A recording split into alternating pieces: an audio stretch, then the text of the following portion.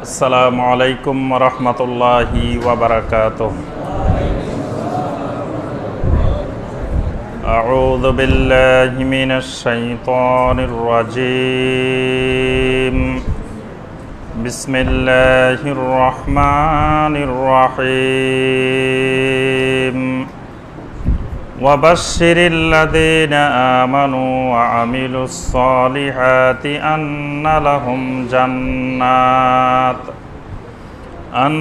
লাহুম জান্নাতিন তাজরি মিন তাহতিহাল আনহার কুল্লামা রুসিকু মিনহা মিন সামারাতির রিজকা قالوا هذا الذي رزقنا من قبل وأتوا به متشابها ولهم فيها أزواج مطهرة وهم فيها خالدون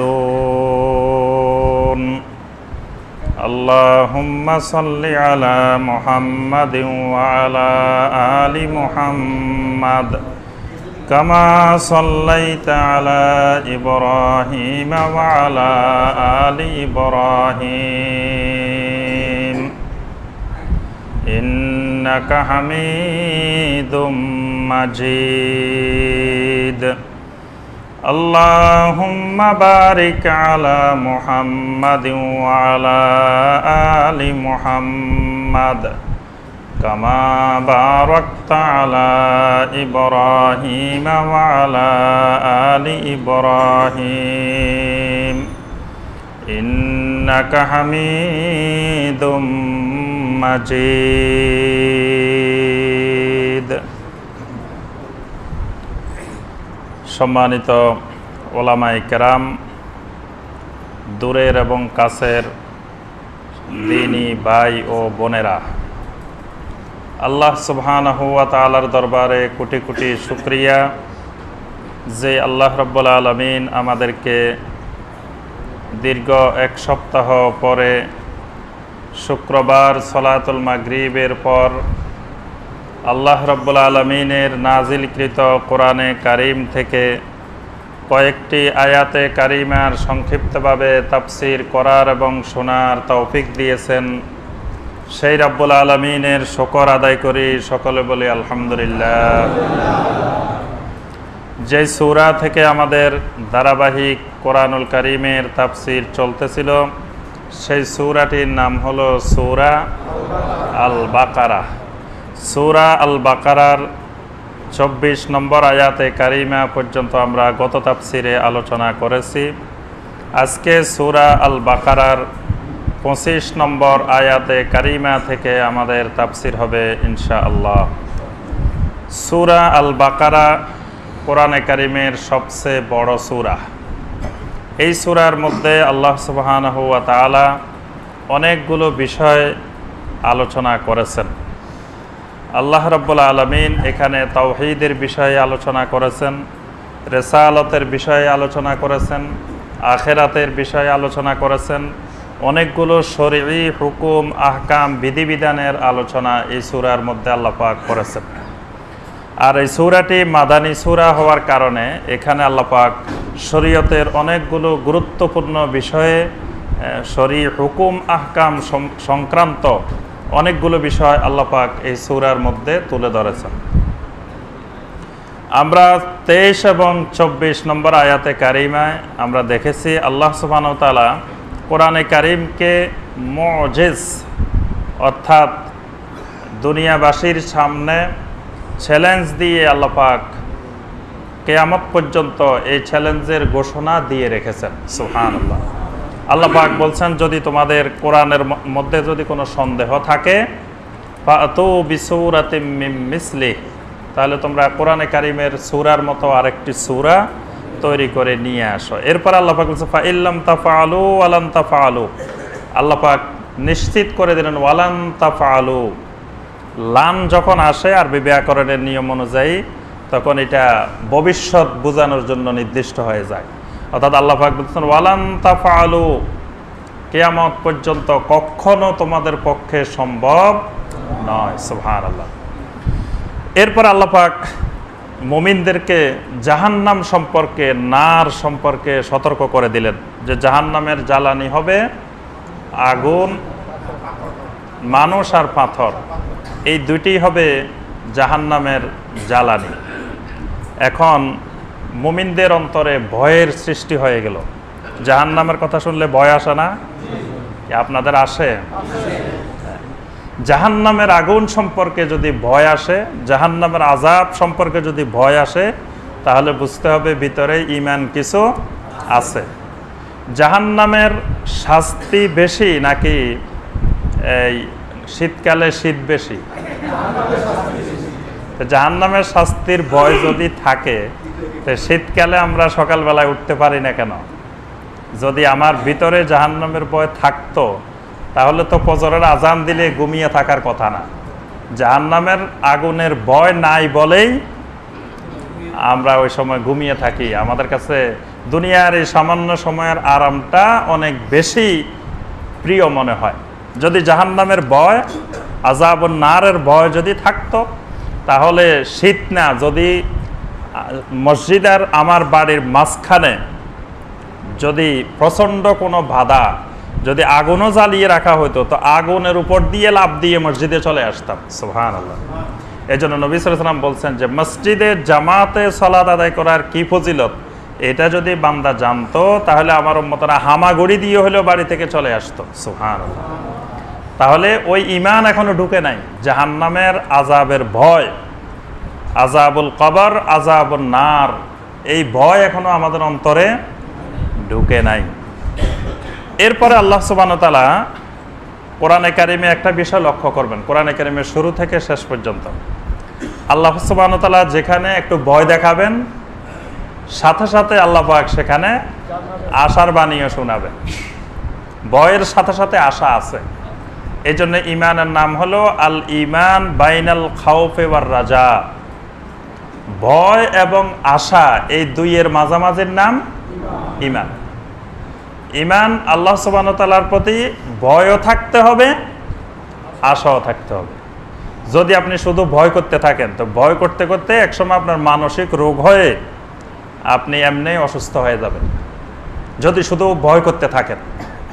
আবার যদি আশা করতে থাকেন, শুধু আশাই করেন, ভয় করেন না, তা আশা করতে করতে এক সময় দেখবেন যে আপনি আশা করে বসে আছেন যে আপনি এক সময় বাংলাদেশের প্রেসিডেন্ট হয়ে যাবেন, এক সময় জাতিসংঘের মহাসচিব হয়ে যাবেন, এক সময় আরও কিছু হয়ে যাবেন, এরকম আশা করতেছেন চোখ বন্ধ করে। তা আশা করতে করতে করতে আপনি উঠতে উঠতে উঠতে অনেক উপরে উঠে গেছেন। আপনি আশা করতে করতে হঠাৎ করে আপনি দেখবেন যে এখানে বসে আছেন। আপনি কিন্তু মনে মনে আশা করে করে অনেক উপরে উঠে গেছেন, কিন্তু যখন আপনার চোখ খুলবেন দেখবেন যে আপনি ওই এই নদ্দা এলাকায় বসে আছেন। আপনি আর জাতিসংঘের মহাসচিবও হন নাই, কিছু হন নাই। তা আশা করে করে আল্লাহর কাছে এরকম বসে থাকলে তো শেষ পর্যন্ত দেখা যাবে এই লোক দুনিয়াদার হয়ে যাবে, আখেরাত একেবারেই ভুলে যাবে, শুধু আশার মধ্যে থাকবে। বলবে যে আমি নামাজ না পড়লে কি হবে, ঈমান ঠিক আছে। আর ঈমান যখন আনছি একবার, জান্নাতে না যাই কই যাব, জান্নাতে তো জামুয়ে। ঈমান এমন এক জিনিস, এটার যত রোগ ব্যাধি হোক, এটাকে যত অত্যাচার, যত নির্যাতন, যত নিপীড়ন করা হোক, ঈমান আর যায় না।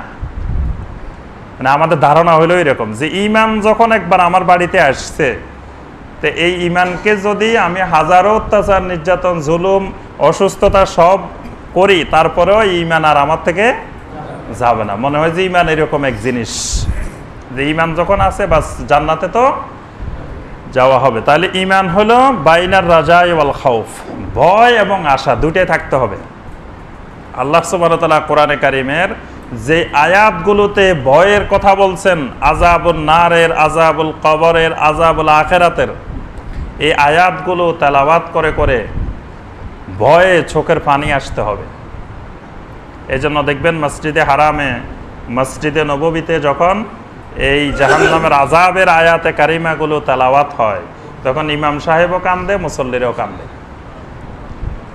ঠিক না?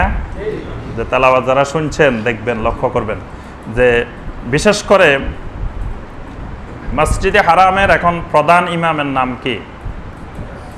জি জি, শায়েখ ডক্টর না, উনি শুধু শায়েখ না, শায়েখ বললে বেয়াদবি হবে।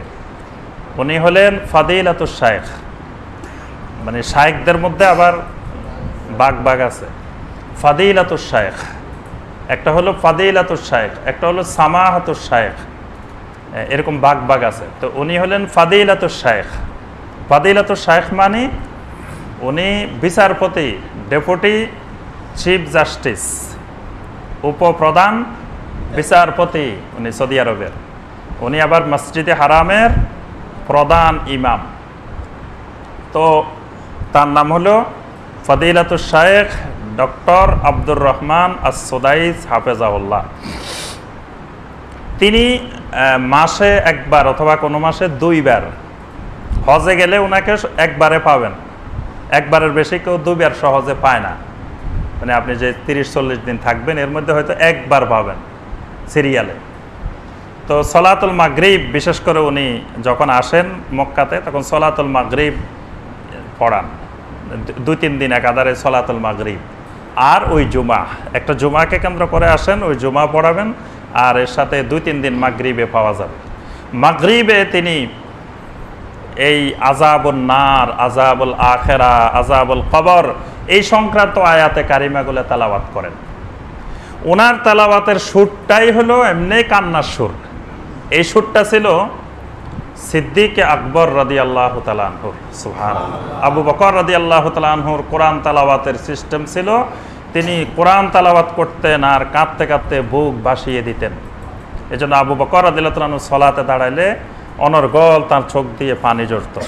আবু বকর রাদিয়াল্লাহু তাআলা এই সুরটাই কান্নার সুরে তেলাওয়াত, এটা আবু বকর রাদিয়াল্লাহু তাআলা আনহুর কোরআনে কারীমের তেলাওয়াত। সেই তেলাওয়াতের সুরটা এই আব্দুর রহমান আস-সুদাইস হাফেজাহুল্লাহ, আল্লাহ পাক তার হায়াতকে বাড়িয়ে দিন, আল্লাহ পাক তার এলেমকে বাড়িয়ে দিন, তিনি ওই সুরে তেলাওয়াত করেন। এজন্য ওনার তেলাওয়াত শুনলে এমনি আপনার চোখের পানি আসবে। যারা শুনছেন আব্দুর রহমান আস-সুদাইসের তেলাওয়াত, আলহামদুলিল্লাহ।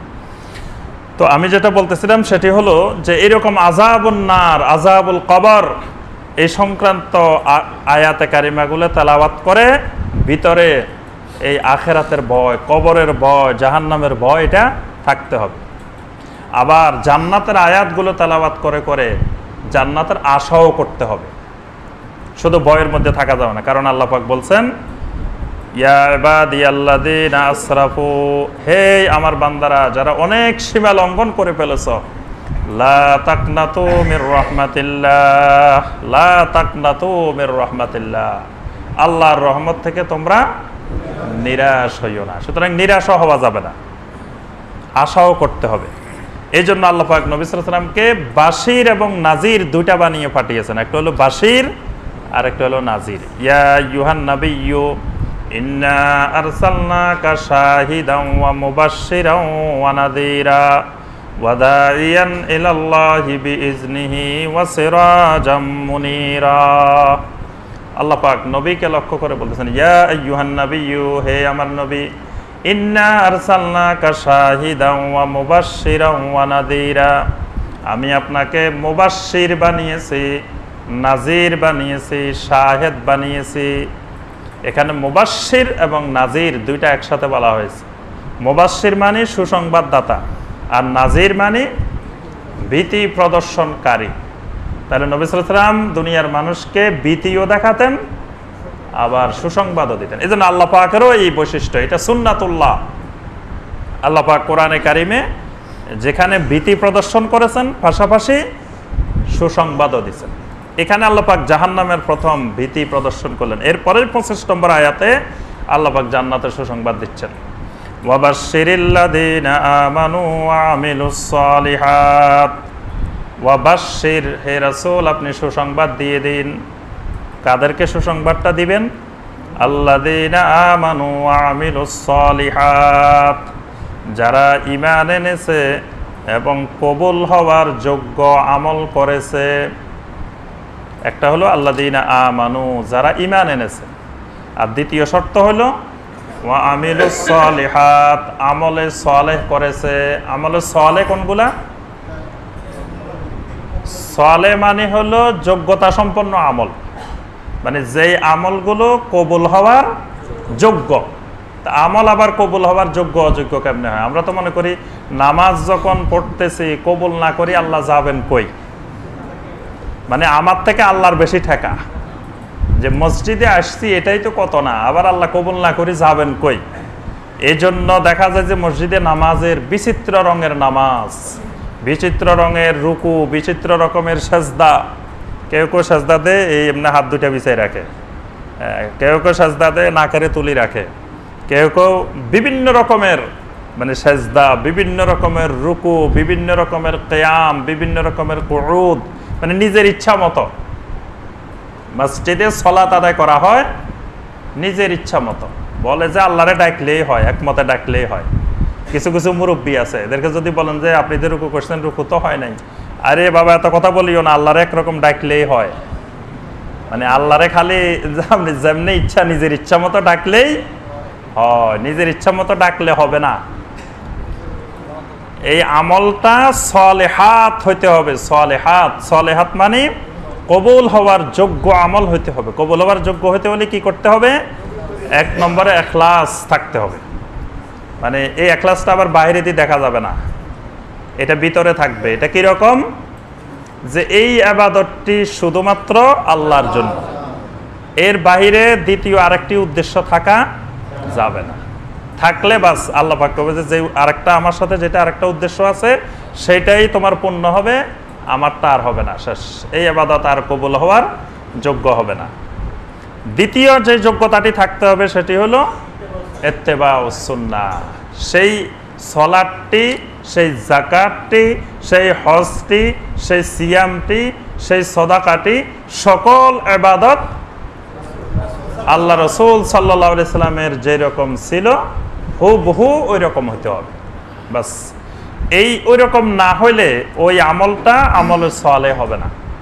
আপনার আমল হবে, অনেক আমল হয়ে যাবে, কিন্তু সেই আমলগুলো কবুল হওয়ার যোগ্য হবে না। আর জান্নাত পেতে হলে আমল সালেহ লাগবে। এই জন্য আল্লাহ পাক বলতেছেন ওয়াবাশশিরিল্লাযীনা আমানু ওয়া আমিলুস সালিহাত, যারা ঈমান এনেছে এবং কবুল হওয়ার যোগ্য আমল করেছে তাদেরকে সুসংবাদ দিয়ে দিন, আন্না লাহুম জান্নাত, তাদের জন্য সুসংবাদ কিসের? জান্নাতের। সুবহানাল্লাহ। তাজরি মিন তাহতিহাল আনহার, জান্নাতের একটি বড় বৈশিষ্ট্য হলো তাজরি মিন তাহতিহাল আনহার, এটার তলদেশে এটার ভিতরে অনেকগুলো বিভিন্ন রকমের ঝর্ণা দ্বারা প্রবাহিত হতে থাকবে। সুবহানাল্লাহ। এটা হলো জান্নাতের মৌলিক বৈশিষ্ট্য। মানে জান্নাতটা একেবারে মানে সব সমতল ভূমি এরকম না, সমতল ভূমি। জান্নাত মানে বাগান। এই বাগানটা এমন যে এই বাগানের ভিতরে থাকার ঘরও আছে, তারপরে খেলাধুলা করার জায়গাও আছে, তারপরে বসার জায়গাও আছে, ঘুরে বেড়ানোর জায়গাও আছে। আবার এইটাকে বিভিন্ন ফুল দিয়ে, ফল দিয়ে, বিভিন্ন কিছু দিয়ে আল্লাহ পাক সাজিয়ে রেখেছেন। আবার এর ফাঁকে ফাঁকে আল্লাহ পাক বিভিন্ন ধরনের নহর, আল্লাহ পাক এটা সৌন্দর্য বৃদ্ধি করার জন্য নহর প্রবাহিত করে রেখেছেন। অর্থাৎ জান্নাতের ভিতরে আবার কৃষি ভূমিও আছে, কৃষকদের কৃষি কাজ করার ভূমিও আছে। সব রকমের ব্যবস্থাপনা আল্লাহ পাক জান্নাতের ভিতরে রেখেছেন। আবার এর বাহিরে আপনি যা ইচ্ছা তাই করার মতো সব ব্যবস্থাপনাও আছে। ওয়ালাকুম ফিহা মা তাশতাহি আনফুসুকুম, মা তাশতাহি আনফুসুকুম, তোমার মনে যা চাইবে, যা ইচ্ছা করবে, সব ব্যবস্থাপনা জান্নাতের মধ্যে আছে। সুবহানাল্লাহ। তা আপনার মনে চাইলো যে আপনি জান্নাতের ভিতরে কি করবেন? ফুটবল খেলবেন, তাহলে ফুটবলের মাঠও আছে। আপনার মনে চাইলে ক্রিকেট খেলবেন, সেটাও আছে। আপনার মনে চাইলে কুস্তি খেলবেন, কুস্তি খেলার জায়গাও আছে। অর্থাৎ জান্নাতের ভিতরে আল্লাহ পাক মানুষের মনে যা চাইতে পারে সবকিছুই ব্যবস্থা রেখেছেন। সুবহানাল্লাহ। তবে এর ফাঁকে ফাঁকে নহর, আনহার প্রবাহিত রেখেছেন। আনহারগুলো কিছু আনহার খালি দুধের আনহার, আপনি সেখানে সুন্দর সুন্দর গ্লাস আছে, খালি খাওয়ার ইচ্ছা করবেন গ্লাসে পরে চলে আসবে আপনার কাছে। কিছু নহর আছে মধুর নহর, কিছু নহর আছে শারাবান তাহুরা, পবিত্র শারাব, পবিত্র শরবত। আমরা এখন পেপসি, সেভেন আপ বিভিন্ন রকমের খাই না, এইরকম জান্নাতের গুলার নাম পেপসি, সেভেন আপ হবে না, নাম হবে আরেকটা। কিন্তু এরকম অসংখ্য রকমের পানীয় এরকম জান্নাতের এই নহরগুলোতে প্রবাহিত হতে থাকে। সুবহানাল্লাহ। এই জন্য জান্নাতে দেখবেন কয়েক শতবার এই কথাটা আসছে, তাজরি মিন তাহতিহাল আনহার। যেখানে জান্নাতের কথা আছে সেখানে সাথে এটা লাগানো আছে, তাজরি মিন তাহতিহাল আনহার। মানে এটা বিভিন্ন রকমের পানীয়, বিভিন্ন রকমের ড্রিঙ্কস জান্নাতের ভিতরে আল্লাহ পাক সাজিয়ে রেখেছেন। সুবহানাল্লাহ। জান্নাতের ভিতরে আর কি আছে? জান্নাতের ভিতরে দুনিয়ার যত রকমের ফল আছে সব ফল জান্নাতে আছে। সুবহানাল্লাহ। অর্থাৎ এই ফলগুলোও জান্নাতি ফলের নমুনা। সুবহানাল্লাহ। তাহলে জান্নাতের ভিতরে আমও আছে, জামও আছে, কাঁঠাল আছে, লিচু আছে, আনারস আছে, সব আছে। আল্লাহ পাক বলতেছেন কুল্লামা রুসিকু মিনহা মিন সামারাতির রিজকা।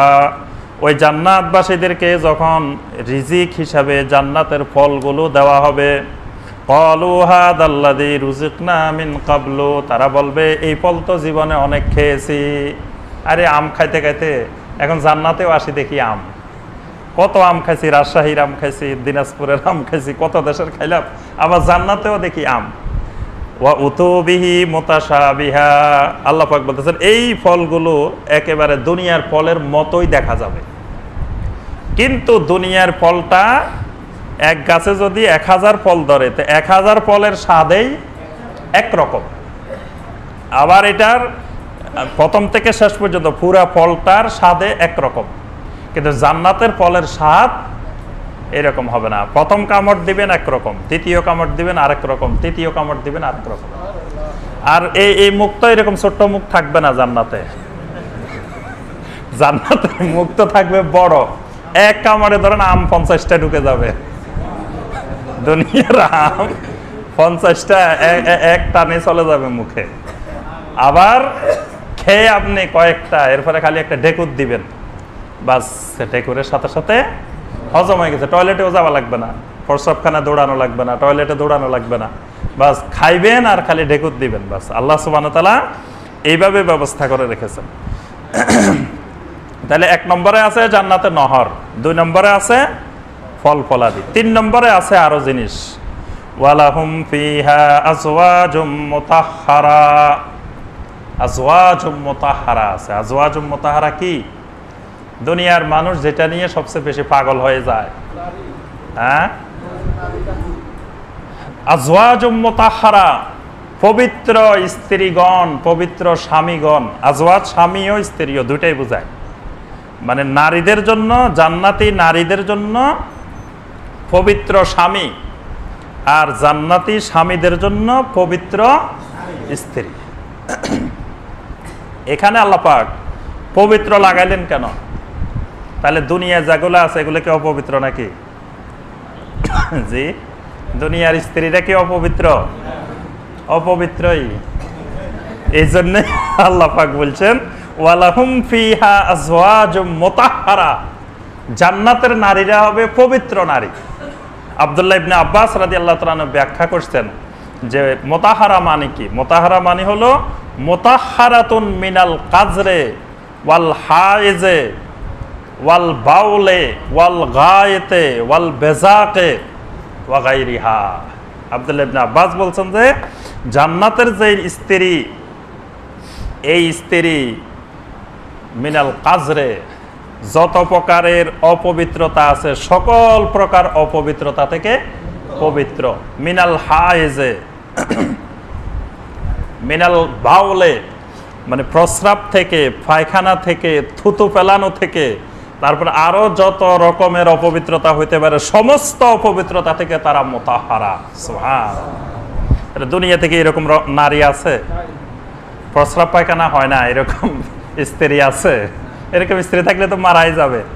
হ্যাঁ, তাই জান্নাতের ভিতরে যারা আছেন এরা মুতাহহারা, এই মানবীয় সকল গুণাবলী থেকে এরা পবিত্র। অর্থাৎ দুনিয়ার যে স্ত্রীটা জান্নাতে যাবেন তিনিও এরকম মুতাহহারা হয়ে যাবেন। সুবহানাল্লাহ। আবার স্বামীটাও মুতাহহারা।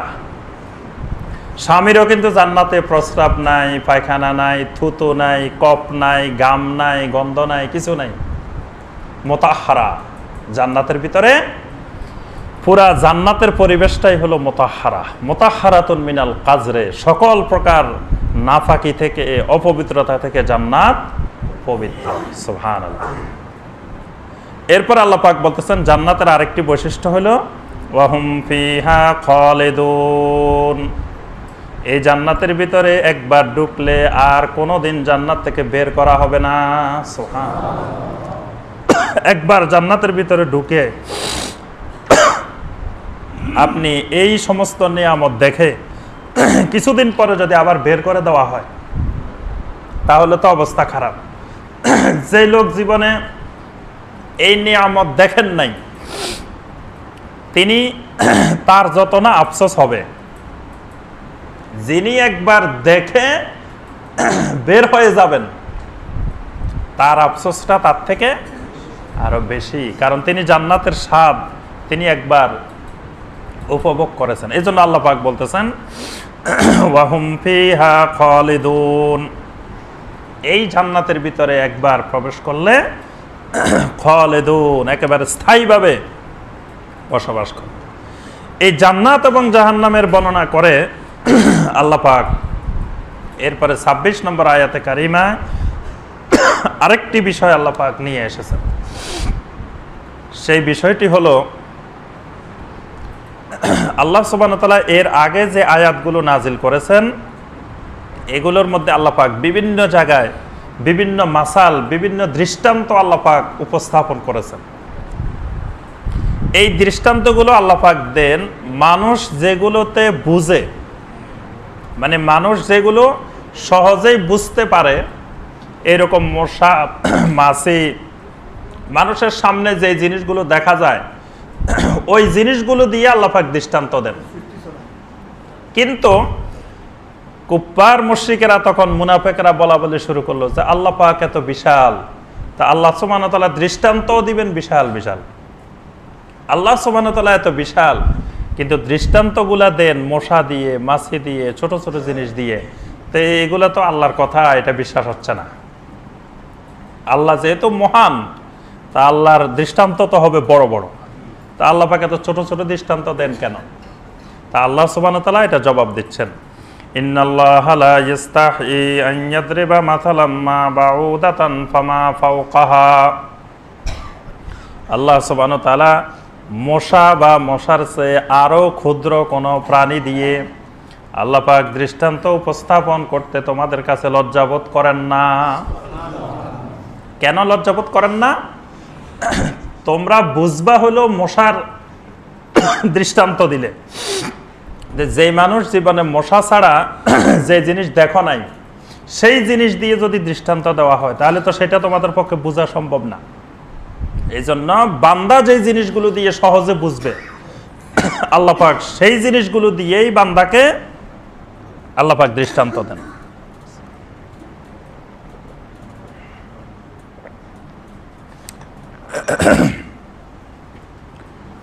আল্লাহ পাক বলতেছেন এই দৃষ্টান্তগুলো দিয়ে মুমিনদের এক ধরনের উপকার হয় আর মুনাফিকদের আরেক ধরনের উপকার হয়। মুমিনদের উপকারটা কি হয়? ফাআম্মাল্লাযীনা আমানু ফায়ালামুনা আন্নাহুল হাক্কু মির রাব্বিহিম, যারা ঈমানদার তারা ভালো করে জানে আন্নাহুল হাক্কু মির রাব্বিহিম, এই দৃষ্টান্তগুলো তাদের রবের পক্ষ থেকে হক হিসাবে এসেছে। সুবহানাল্লাহ। আল্লাহর পক্ষ থেকে, তাদের রবের পক্ষ থেকে এগুলো হক হিসাবে এসেছে, এটা মুমিনেরা ভালো করে জানে। ওয়া আম্মাল্লাযীনা কাফারু ফায়াকুলুনা মাযা আরাদাল্লাহু বিহাযা মাসালা, কিন্তু যারা কুফফার তারা বলা বলি করে মাযা আরাদাল্লাহু বিহাযা মাসালা, এই দৃষ্টান্তগুলো দিয়ে আল্লাহ পাক আমাদেরকে কি বুঝাতে চান, কি ইচ্ছা পোষণ করেন। ইউদিল্লু বিহি কাসীরা ওয়া ইয়াহদি বিহি কাসীরা, আল্লাহ পাক বলেন এই মাসালগুলোর মাধ্যমে অনেক মানুষকে আল্লাহ পাক গোমরাহ করে দেন, আবার অনেক মানুষকে আল্লাহ পাক হেদায়েত দান করেন। সুবহানাল্লাহ। এই মাসাল দিয়ে, দৃষ্টান্ত দিয়ে অনেক মানুষ হেদায়েত পান, আবার অনেক মানুষ গোমরাহ হয়ে যায়। ওয়ামা ইউদিল্লু বিহি ইল্লাল ফাসিকিন, এগুলোর মাধ্যমে শুধুমাত্র গোমরাহ হয় ফাসিকরা, ফাসিকগণ শুধু গোমরাহ হয়ে যায়। ফাসেক কারা? ফাসেকের আল্লাহ পাক কিছু বৈশিষ্ট্য বর্ণনা করেছেন। আল্লাযীনা ইয়ানকুদুনা আহদাল্লাহি মিন বাদি মিসাকিহি। ফাসেকের বড় বৈশিষ্ট্য হলো যারা আল্লাহর সাথে অঙ্গীকার করার পরে আল্লাহর সেই অঙ্গীকারকে তারা ভেঙে ফেলে, ভঙ্গ করে ফেলে। আল্লাহর সাথে কি ওয়াদা? আল্লাহর সাথে আমার আর আপনার কোনো চুক্তি হয়েছে? ওই চুক্তি যারা ভঙ্গ করে তাদেরকে আল্লাহ বলছেন ফাসেক। চুক্তিটা কি হয়েছে? হ্যাঁ, মানে আল্লাহ সুবহানাহু ওয়া তাআলা সৃষ্টি করেছেন আমাকে আপনাকে কিসের জন্য? ইবাদতের জন্য। তাহলে আল্লাহর সাথে আমার আর আপনার চুক্তি হলো ইবাদতের। আপনি লোক রেখেছেন আপনার বাসায় কাজ করার জন্য, তার সাথে আপনার চুক্তি কি? কাজ করবে, আপনার দোকানে কাজ করবে, অফিসে কাজ করবে, তার সাথে চুক্তি হলো আপনার কাজ করা। তা আপনাকে আমাকে তৈরি করা হয়েছে ইবাদতের জন্য, তাহলে আল্লাহর সাথে আমার আপনার অঙ্গীকার হলো ইবাদত করা। যারা ইবাদত করবে না তারা ওই চুক্তি ভঙ্গ করবে। এই চুক্তির ওয়াদা আল্লাহ পাক নিয়েছিলেন আলমে আরওয়ার মধ্যে। কি নিয়েছিলেন? আলাস্তু বিরাব্বিকুম, আমাদেরকে জিজ্ঞাসা করেছিলেন আলাস্তু বিরাব্বিকুম, আমি কি তোমাদের রব নই? ক্বালু বালা, আমরা বলছি যে অবশ্যই অবশ্যই। নাম অর্থ অবশ্যই, আবার বালা অর্থ অবশ্যই। এই বালা মানে একেবারে নিশ্চিত করে যে অবশ্যই আপনি আমাদের রব। এইভাবে আমরা আল্লাহ পাককে ওয়াদাবদ্ধ হয়েছি যে অবশ্যই আপনি রব। তাহলে এই যে ওয়াদা করলাম, দুনিয়াতে আসার পরে নামাজের খবর নাই, ইবাদতের খবর নাই, আল্লাহর বন্দেগীর খবর নাই, তাহলে বোঝা গেল ওই ওয়াদা আমরা ভঙ্গ করে ফেলেছি, ফাসেক। ওয়ায়াকতাউনা মা আমারাল্লাহু বিহি আন ইউসালা, যাদের সাথে সম্পর্ক রক্ষা করার জন্য আল্লাহ পাক নির্দেশ দিয়েছেন তাদের সাথে তারা সম্পর্ক ছিন্ন করে। এটা হলো ফাসেকের দ্বিতীয় বৈশিষ্ট্য, যে আল্লাহ পাক যাদের সাথে সম্পর্ক রক্ষা করার জন্য নির্দেশ দিয়েছেন তাদের সাথে সম্পর্ক ছিন্ন করে। যেমন আল্লাহ পাক নির্দেশ দিয়েছেন মায়ের সাথে সম্পর্ক রক্ষা করার জন্য, মায়ের খেদমত, মায়ের পরিচর্যা, সেবা যত্ন করার জন্য বলছেন। সে মায়ের সাথে সম্পর্ক ছিন্ন করলো, বাবার সাথে সম্পর্ক ছিন্ন করলো, ভাইয়ের সাথে সম্পর্ক ছিন্ন করলো, বোনের সাথে সম্পর্ক ছিন্ন করলো, আত্মীয় স্বজনের সম্পর্ক সালায়ে রেহমি ছিন্ন করলো। এটা হলো ফাসেকের আলামত। ওয়ায়ুফসিদুনা ফিল আরদে, আরেকটি বৈশিষ্ট্য হলো তারা পৃথিবীতে ফাসাদ সৃষ্টি করে। ওয়ায়ুফসিদুনা ফিল আরদ, তারা পৃথিবীতে ফাসাদ সৃষ্টি করে। ফাসাদ সৃষ্টি করে মানে কি? হ্যাঁ, এর আগে আমরা কয়েকবার বলছি ফাসাদ ফিল আরদ, কোরআনে যতবার আসবে ফাসাদ ফিল আরদ তার অর্থ হলো তারা সন্ত্রাসী করে, জমিনে সন্ত্রাস তৈরি করে, এরা হলো ফাসেক। উলাইকা হুমুল খাসিরুন, আল্লাহ পাক বলেন এরা, এই ফাসেকরা হবে খাসিরুন, ক্ষতিগ্রস্ত। কাইফা তাকফুরুনা বিল্লাহি ওয়া কুনতুম আমওয়াতা, আল্লাহ পাক বলেন বান্দা কেমন করে তুমি আল্লাহর সাথে কুফরি করো। ওয়া কুনতুম আমওয়াতা, তোমরা তো ছিলে মৃত, তোমাদের কোনো অস্তিত্বই ছিল না। ওয়া কুনতুম আমওয়াতান, বান্দা তুমি একটু চিন্তা করো, তোমরা তো কোনো মানুষই ছিল না, কোনো পদার্থ ছিল না, জড় পদার্থও না, অজড় পদার্থও না, কিছুই ছিল না। আমওয়াতান, তোমাদের কোনো অস্তিত্বই ছিল না। ফাআহইয়াকুম, এরপরে আমি আল্লাহ তোমাদেরকে একটা অস্তিত্ব দান করলাম। এবং এই অস্তিত্বটা কোথা থেকে আসছে? ফালিয়ানজুরিল ইনসানু মিম্মা খুলিক, আল্লাহ পাক বলেন বান্দা মানুষ কেন চিন্তা করে দেখে না তাকে কোন জায়গা থেকে কোন জিনিস দিয়ে আমি বানাইছি, কোন জিনিস দিয়ে আমি তাকে সৃষ্টি করলাম। যে জিনিস দিয়ে সৃষ্টি করেছি ওই জিনিস কি এত মূল্যবান জিনিস?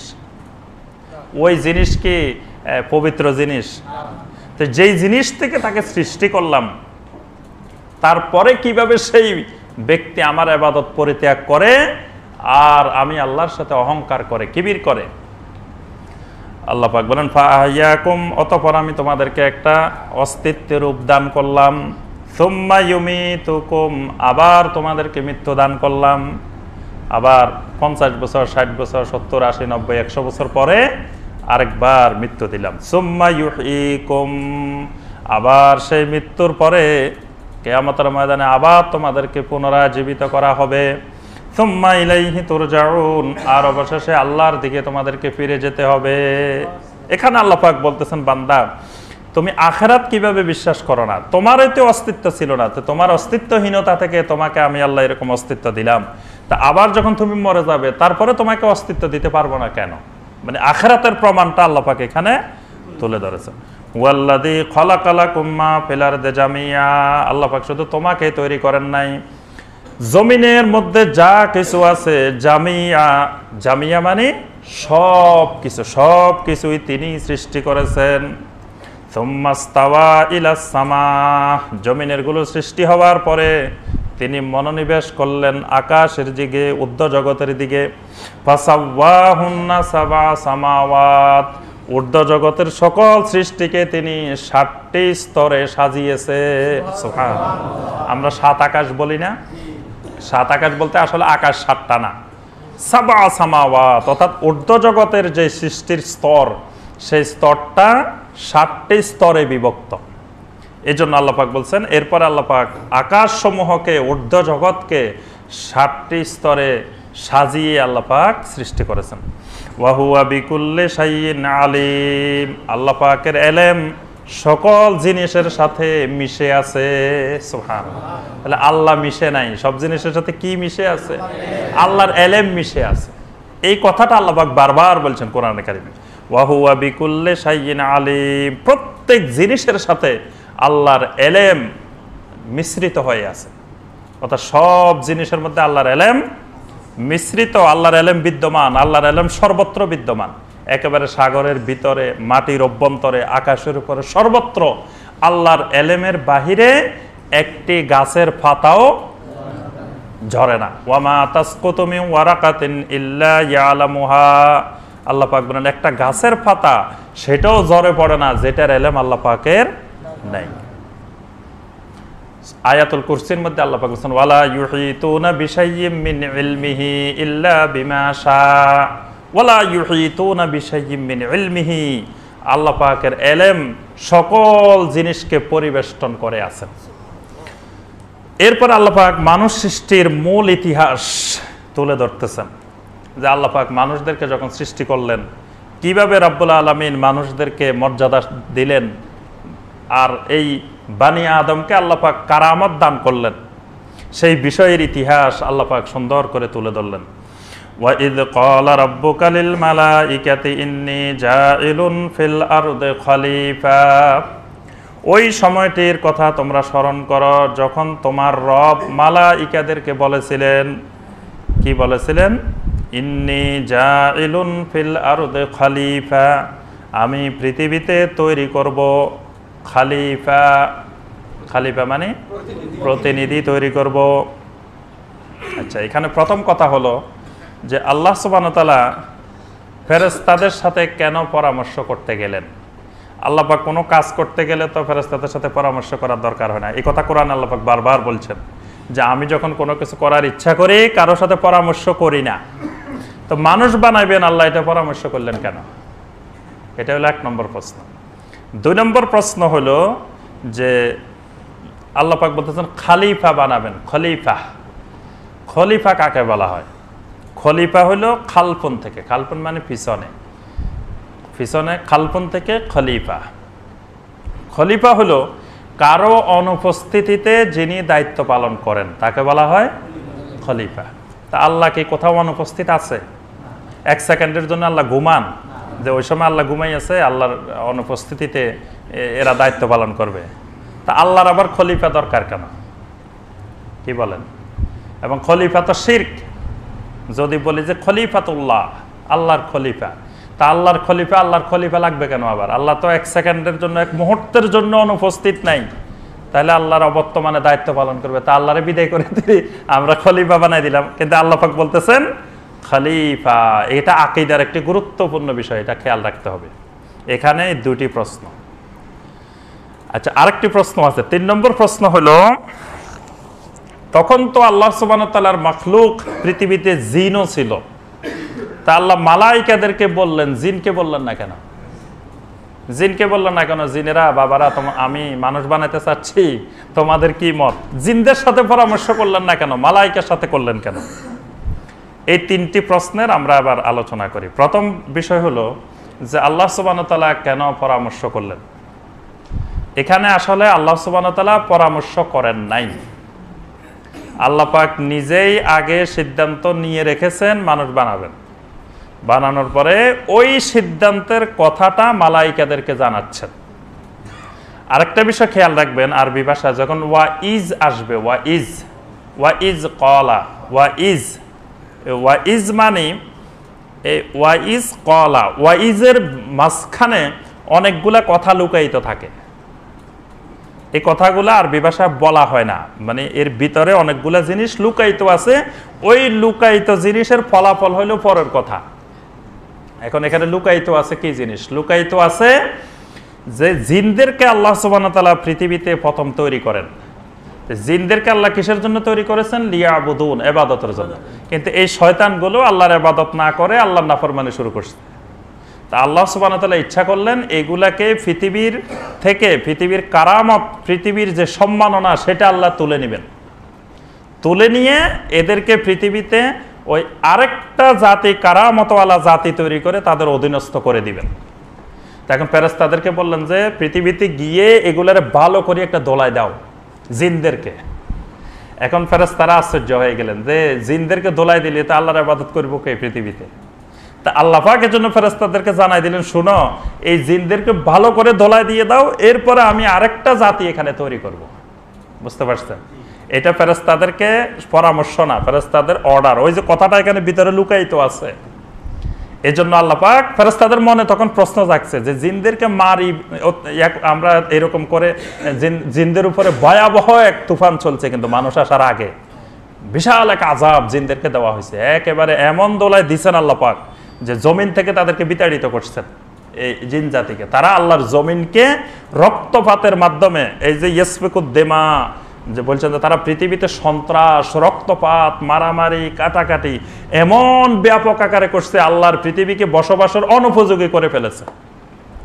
এই জন্য আল্লাহ পাক ফেরেশতাদেরকে দিয়ে এদেরকে ভালো করে দোলায় দেওয়া হয়েছে জিন জাতিকে। এই জন্য ফেরেশতাদের মনে প্রশ্ন ছিল, আল্লাহ পাক সেই প্রশ্নের জবাব দিয়েছেন। আর দ্বিতীয় বিষয় হলো খলিফা। খলিফা, মানুষ আল্লাহর খলিফা, এই কথা ঠিক আছে? অনেকের মতে ঠিক আছে, সবাই কিন্তু জি বলে নাই। মানুষ কি আল্লাহর খলিফা? এই যে আল্লাহ বললেন ইন্নী জাইলুন ফিল আরদি খলিফা, আমি পৃথিবীতে খলিফা তৈরি করতে চাই। খলিফা তৈরি করতে চান, কার খলিফা? এই কথা কিন্তু আল্লাহ বলেন নাই। কিন্তু আমরা ছোটবেলা থেকে এটার বিকৃত ব্যাখ্যা শুনে আসতাম। এটা মারাত্মক শিরকি ব্যাখ্যা, যে বলা হয়তো যে আল্লাহর প্রতিনিধি, আল্লাহর খলিফা। কিন্তু এখানে আল্লাহর খলিফা বলা হয় নাই। আল্লাহ বলছে ইন্নী জাইলুন, আমি তৈরি করতে চাই, ফিল আরদে, পৃথিবীতে, খলিফা, প্রতিনিধি। কার প্রতিনিধি সেটা কিন্তু আল্লাহ পাক বলেন নাই। আল্লাহ বলছে শুধু খলিফা। আল্লাহ বলেন না যে খলিফাতি, আমার খলিফা বানাইতে চাই, এই কথা আল্লাহ বলেন নাই। কিন্তু আমরা এটারে বিকৃত ব্যাখ্যা করে বলতেছি আল্লাহর খলিফা। তা আল্লাহর খলিফা হলে তো শিরক হয়ে যাবে, কারণ আল্লাহ তো অবর্তমান নাই। আপনি আল্লাহর অবর্তমানে দায়িত্ব পালন করবেন কিভাবে? এই জন্য একটা হাদিস আছে বুখারীতে, আবু বকর রাদিয়াল্লাহু তাআলা আনহু যখন খলিফা হইলেন নবী সাল্লাল্লাহু আলাইহি ওয়াসাল্লামের পরে, এক সাহাবী এসে বললেন, ইয়া আবা বকর খলিফাতুল্লাহ, হে আল্লাহর খলিফা আবু বকর। আল্লাহর খলিফা আবু বকর। আবু বকর রাদিয়াল্লাহু তাআলার সাথে সাথে এই শিরকি কথা শুনে সাথে সাথে জবাব দিয়ে দিলেন, ইন্নী লাস্তু বিখলিফাতিল্লাহ ওয়ালাকিন্নী আনা খলিফাতু রাসূলিল্লাহ। সুবহানাল্লাহ। আবু বকর রাদিয়াল্লাহু তাআলা বললেন, শোনো, ইন্নী লাস্তু বিখলিফাতিল্লাহ, আমি আল্লাহর খলিফা নই, ওয়ালাকিন্নী আনা খলিফাতু রাসূলিল্লাহ, আমি খলিফাতু রাসূলিল্লাহ, আল্লাহর রাসূলের খলিফা, আমি আল্লাহর খলিফা না। মানে আল্লাহ আগে যে আল্লাহ ছিল এখনো সেই আল্লাহ আছে, তা আল্লাহর আবার খলিফা লাগবে কেন? কিন্তু আগে রাসূল ছিল, এখন রাসূল নাই। এই জন্য রাসূলের বর্তমানে আমি দায়িত্ব পালন করার জন্য খলিফা হয়েছি, তাহলে আমি খলিফাতু রাসূলিল্লাহ। তাহলে দেখেন আবু বকরের ঈমান, মানে যারা বলে যে রাসূল এখনো মারা যান নাই, রাসূল জীবিত, তাদের দৃষ্টিতে তো আবু বকরেরও ঈমান নাই। কি আবু বকরের ঈমান আছে? আবু বকর রাদিয়াল্লাহু তাআলা বলতেছেন, আনা খলিফাতু রাসূলিল্লাহ, আমি আল্লাহ রাসূলের খলিফা।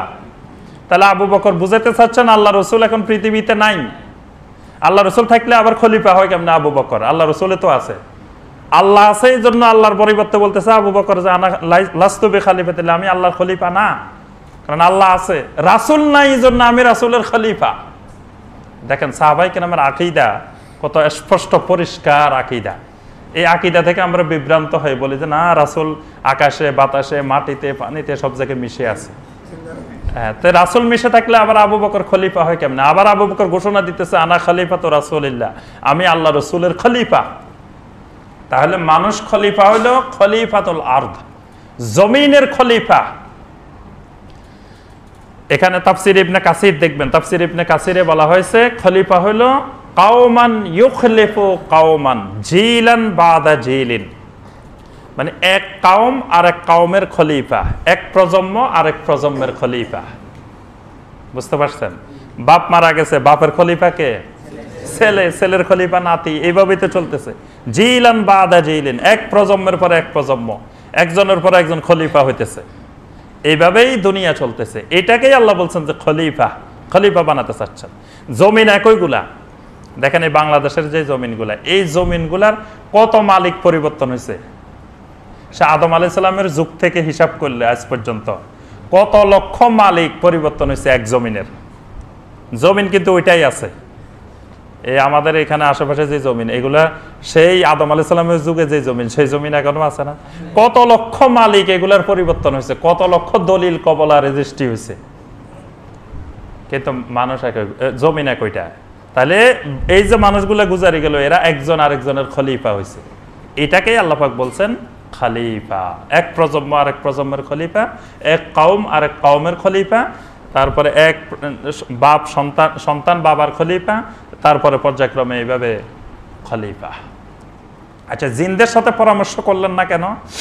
জিনদের সাথে পরামর্শ করলেন না মানে ফেরেশতাদের সাথে পরামর্শ করেন নাই, সেটার ব্যাখ্যা তো আমরা দিছি। এখন জিনদেরকে বললেন না কেন যে জিনেরা আমি মানুষ বানাইতেছি? জিনেরা বলে না, জিনেরা তো এমনি বেয়াদব, তো বেয়াদবরা কি বলবে? ফেরেশতারা মালাইকারা কিন্তু অনুগতশীল, আল্লাহ পাক যেটা বলেন সেটাই শুনে। আল্লাহ পাক দাঁড়ায় থাকতে গেলে দাঁড়ায় থাকে, বসা থাকতে গেলে বসা থাকে, ঘুমাইতে গেলে ঘুমায়। ফেরেশতারা কি ঘুমায়? কিন্তু আল্লাহ যদি বলে যে ঘুমাই থাকো, আল্লাহ অর্ডার করলে ঘুমাইও থাকে। তাহলে এরা হলো ভালো, এরা হলো অনুগত, এই জন্য এদেরকে আল্লাহ বলছেন। আর ওগুলো হচ্ছে অবাধ্য বেয়াদব, এগুলোরে বলবেন কি আল্লাহ পাক? এই জন্য এদেরকে আল্লাহ পাক কিছুই বলেন নাই জিনদেরকে।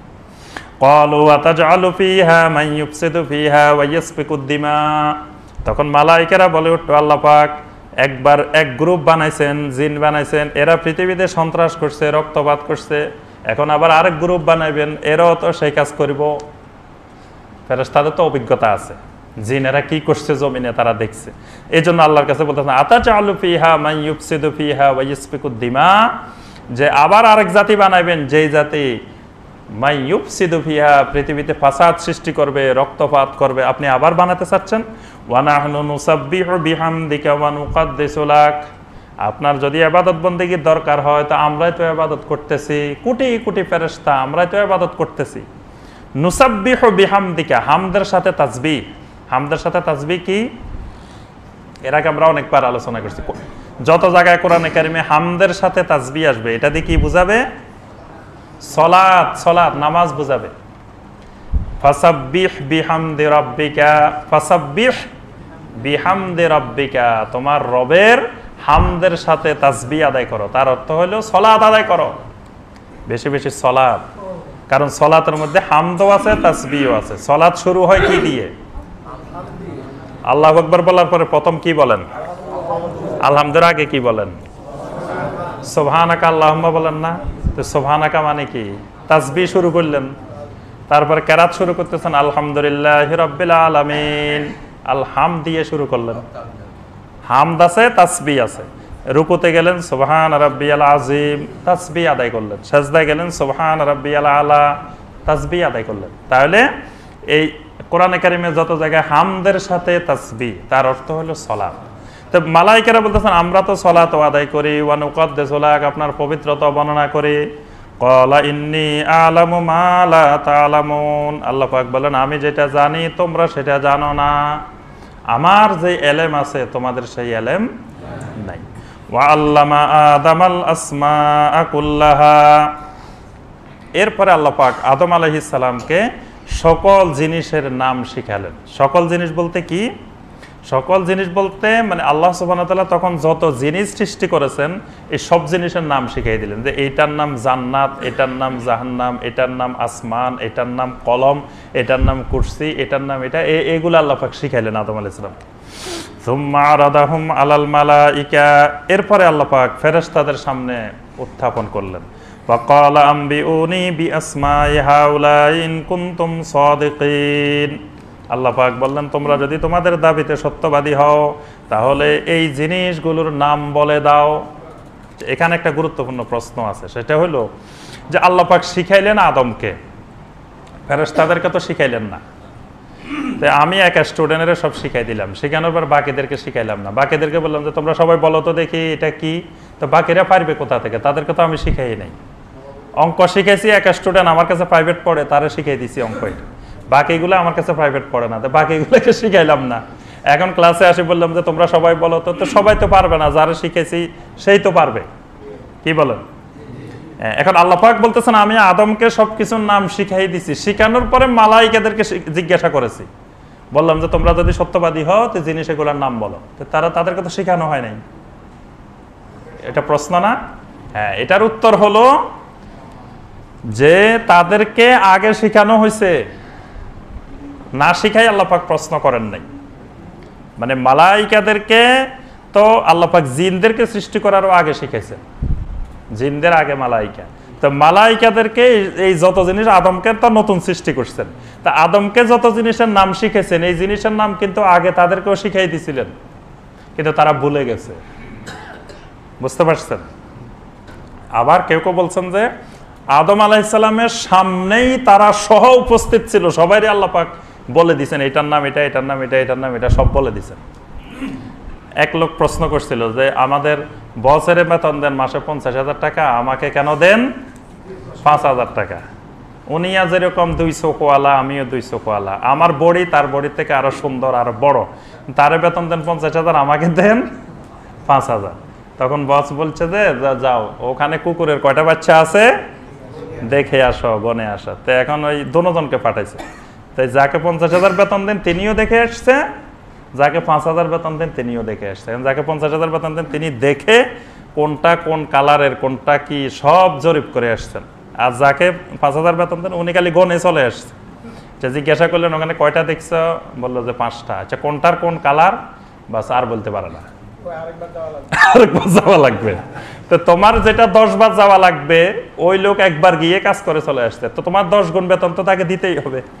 সে তো 50,000 পাবে, 10 গুণ বেতন তুমি 5,000 পাইবা, কারণ তুমি তো খালি যাই দেখে চলে আসছো। তো আল্লাহ সুবহানাহু ওয়া তাআলা এখানে আদম আলাইহিস সালাম তো হলেন বস, আদম আলাইহিস সালামের সামনে সবাইরে শিখাইছেন, কিন্তু আদম আলাইহিস সালামকে একবার শেখানোর পরে মুখস্থ হয়ে গেছে, ওদেরকে একবার শেখানোর পরে মুখস্থ হয় নাই। বুঝতে পারছেন? ক্বালু সুবহানাকা লা ইলমা লানা ইল্লা মা আল্লামতানা, মালাইকারা বললেন সুবহানাকা, আল্লাহ পাক আপনি তো পুত পবিত্র, সুবহান, লা ইলমা লানা ইল্লা মা আল্লামতানা, আপনি আমাদেরকে যতটুকু ইলম শিখাইছেন এর বাহিরে আর কোনো ইলম আমাদের নাই। ইন্নাকা আনতাল আলিমুল হাকিম, আপনি হলেন মহা জ্ঞানী, মহা হিকমতের অধিকারী। সুবহানাল্লাহ। ক্বালা ইয়া আদামু আম্বিহুম বিআসমাইহিম, আল্লাহ পাক বললেন হে আদম তুমি এই জিনিসগুলোর নাম বলে দাও।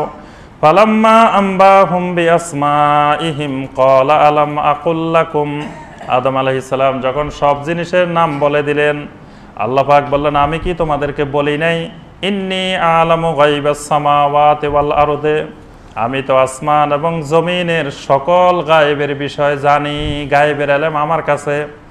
ওয়া আলামু মা তুবদুনা ওয়া মা কুনতুম তাকতুমুন, আর যা কিছু তোমরা প্রকাশ করো আর যা ভিতরে লুকাই রাখো সব ব্যাপারে আমি আল্লাহর ইলম আছে। সুবহানাল্লাহ। ওয়া ইয কুলনা লিল মালাইকাতি ইসজুদু লি আদম, এরপরে আমি মালাইকাদেরকে বললাম উসজুদু লি আদম, আদমকে সাজদা করো।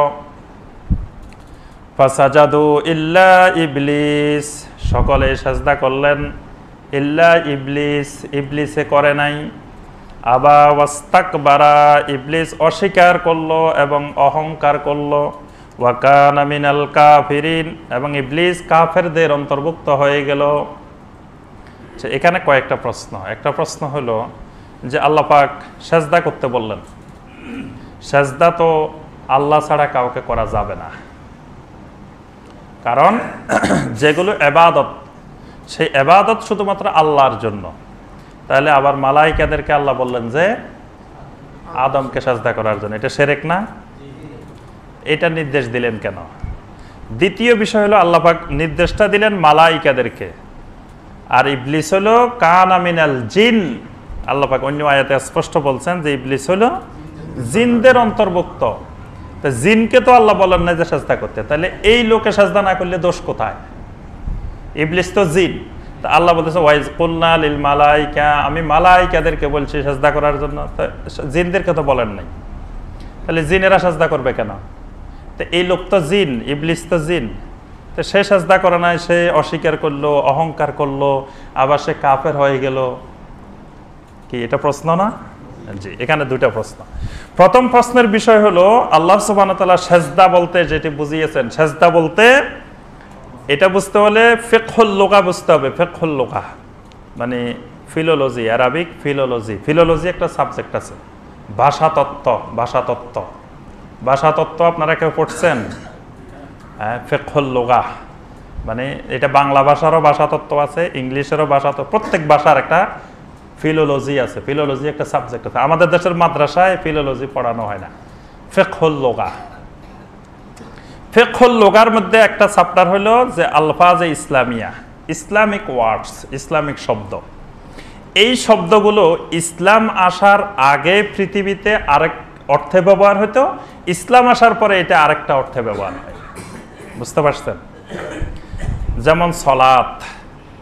সলাত, সলাত মানে কি? সলাত মানে নামাজ। নামাজ মানে সলাত, সলাত মানে নামাজ, নাকি? দুইটা এক জিনিস। মানে নামাজ এটা ফার্সি ভাষা, আর সলাত কোরআনিক ভাষা, কোরআন সুন্নাহর ভাষা সলাত। এখন ইসলাম আসার আগে সলাত শব্দের অর্থ ছিল নৃত্য, নাচ। এখানে সবাই মিলে মসজিদে নাচবেন, বাস, এটা সলাতের অনুষ্ঠান। ইসলাম আসার পরে নাচলে আর সলাত হয় না। এখন ইসলাম ঠিক করে দিল যে নবী সাল্লাল্লাহু আলাইহি সাল্লাম দেখাই দিলেন যে এইভাবে যে পদ্ধতিতে, এটার নাম সলাত। তাহলে এটা এখন আর সলাত বললে কোরআনে বা সুন্নাহ বা কোথাও এখন আর আগের অর্থ বোঝাবে না। আগে অর্থ ছিল একটা, এখন হয়ে গেছে আরেকটা। ঠিক একইভাবে এরকম অসংখ্য ইবাদত আছে যেগুলো ইসলাম আসার আগে এক অর্থে ব্যবহার হতো, ইসলাম আসার পরে আরেক অর্থে ব্যবহার। ঠিক সেজদা শব্দটা এটা জান্নাতের সেজদা, এটা পৃথিবীর সেজদা বোঝানো হয় না। এই অর্ডারটা জান্নাতে, এই অর্ডারটা জমিনে না। জান্নাতের হুকুম আহকাম আর জমিনের হুকুম আহকাম দুটো আলাদা। জান্নাতের সেজদা অর্থ দুনিয়ার সেজদা না। দুনিয়ার যে সেজদা, এই সেজদা বললে আমরা বিশেষ একটা ইবাদতকে বুঝি, মানে আমরা যে পদ্ধতিতে সেজদা করি এটাকে আমরা সেজদা বুঝি। এটা আল্লাহর জন্য নির্দিষ্ট, আল্লাহর কোনো মাখলুককে সেজদা করা যাবে না। কিন্তু জান্নাতে সেজদার অর্থ হলো আতিউ, উসজুদু অর্থ আতিউ, অনুগত হয়ে যাও, আনুগত্যশীল হয়ে যাও, মানে উনাকে নেতা হিসাবে মেনে নাও, মানে তোমাদের চেয়ে বড় আলেম এটা মেনে নাও। বুঝতে পারছেন? এটা ওইভাবে সেজদা করা না।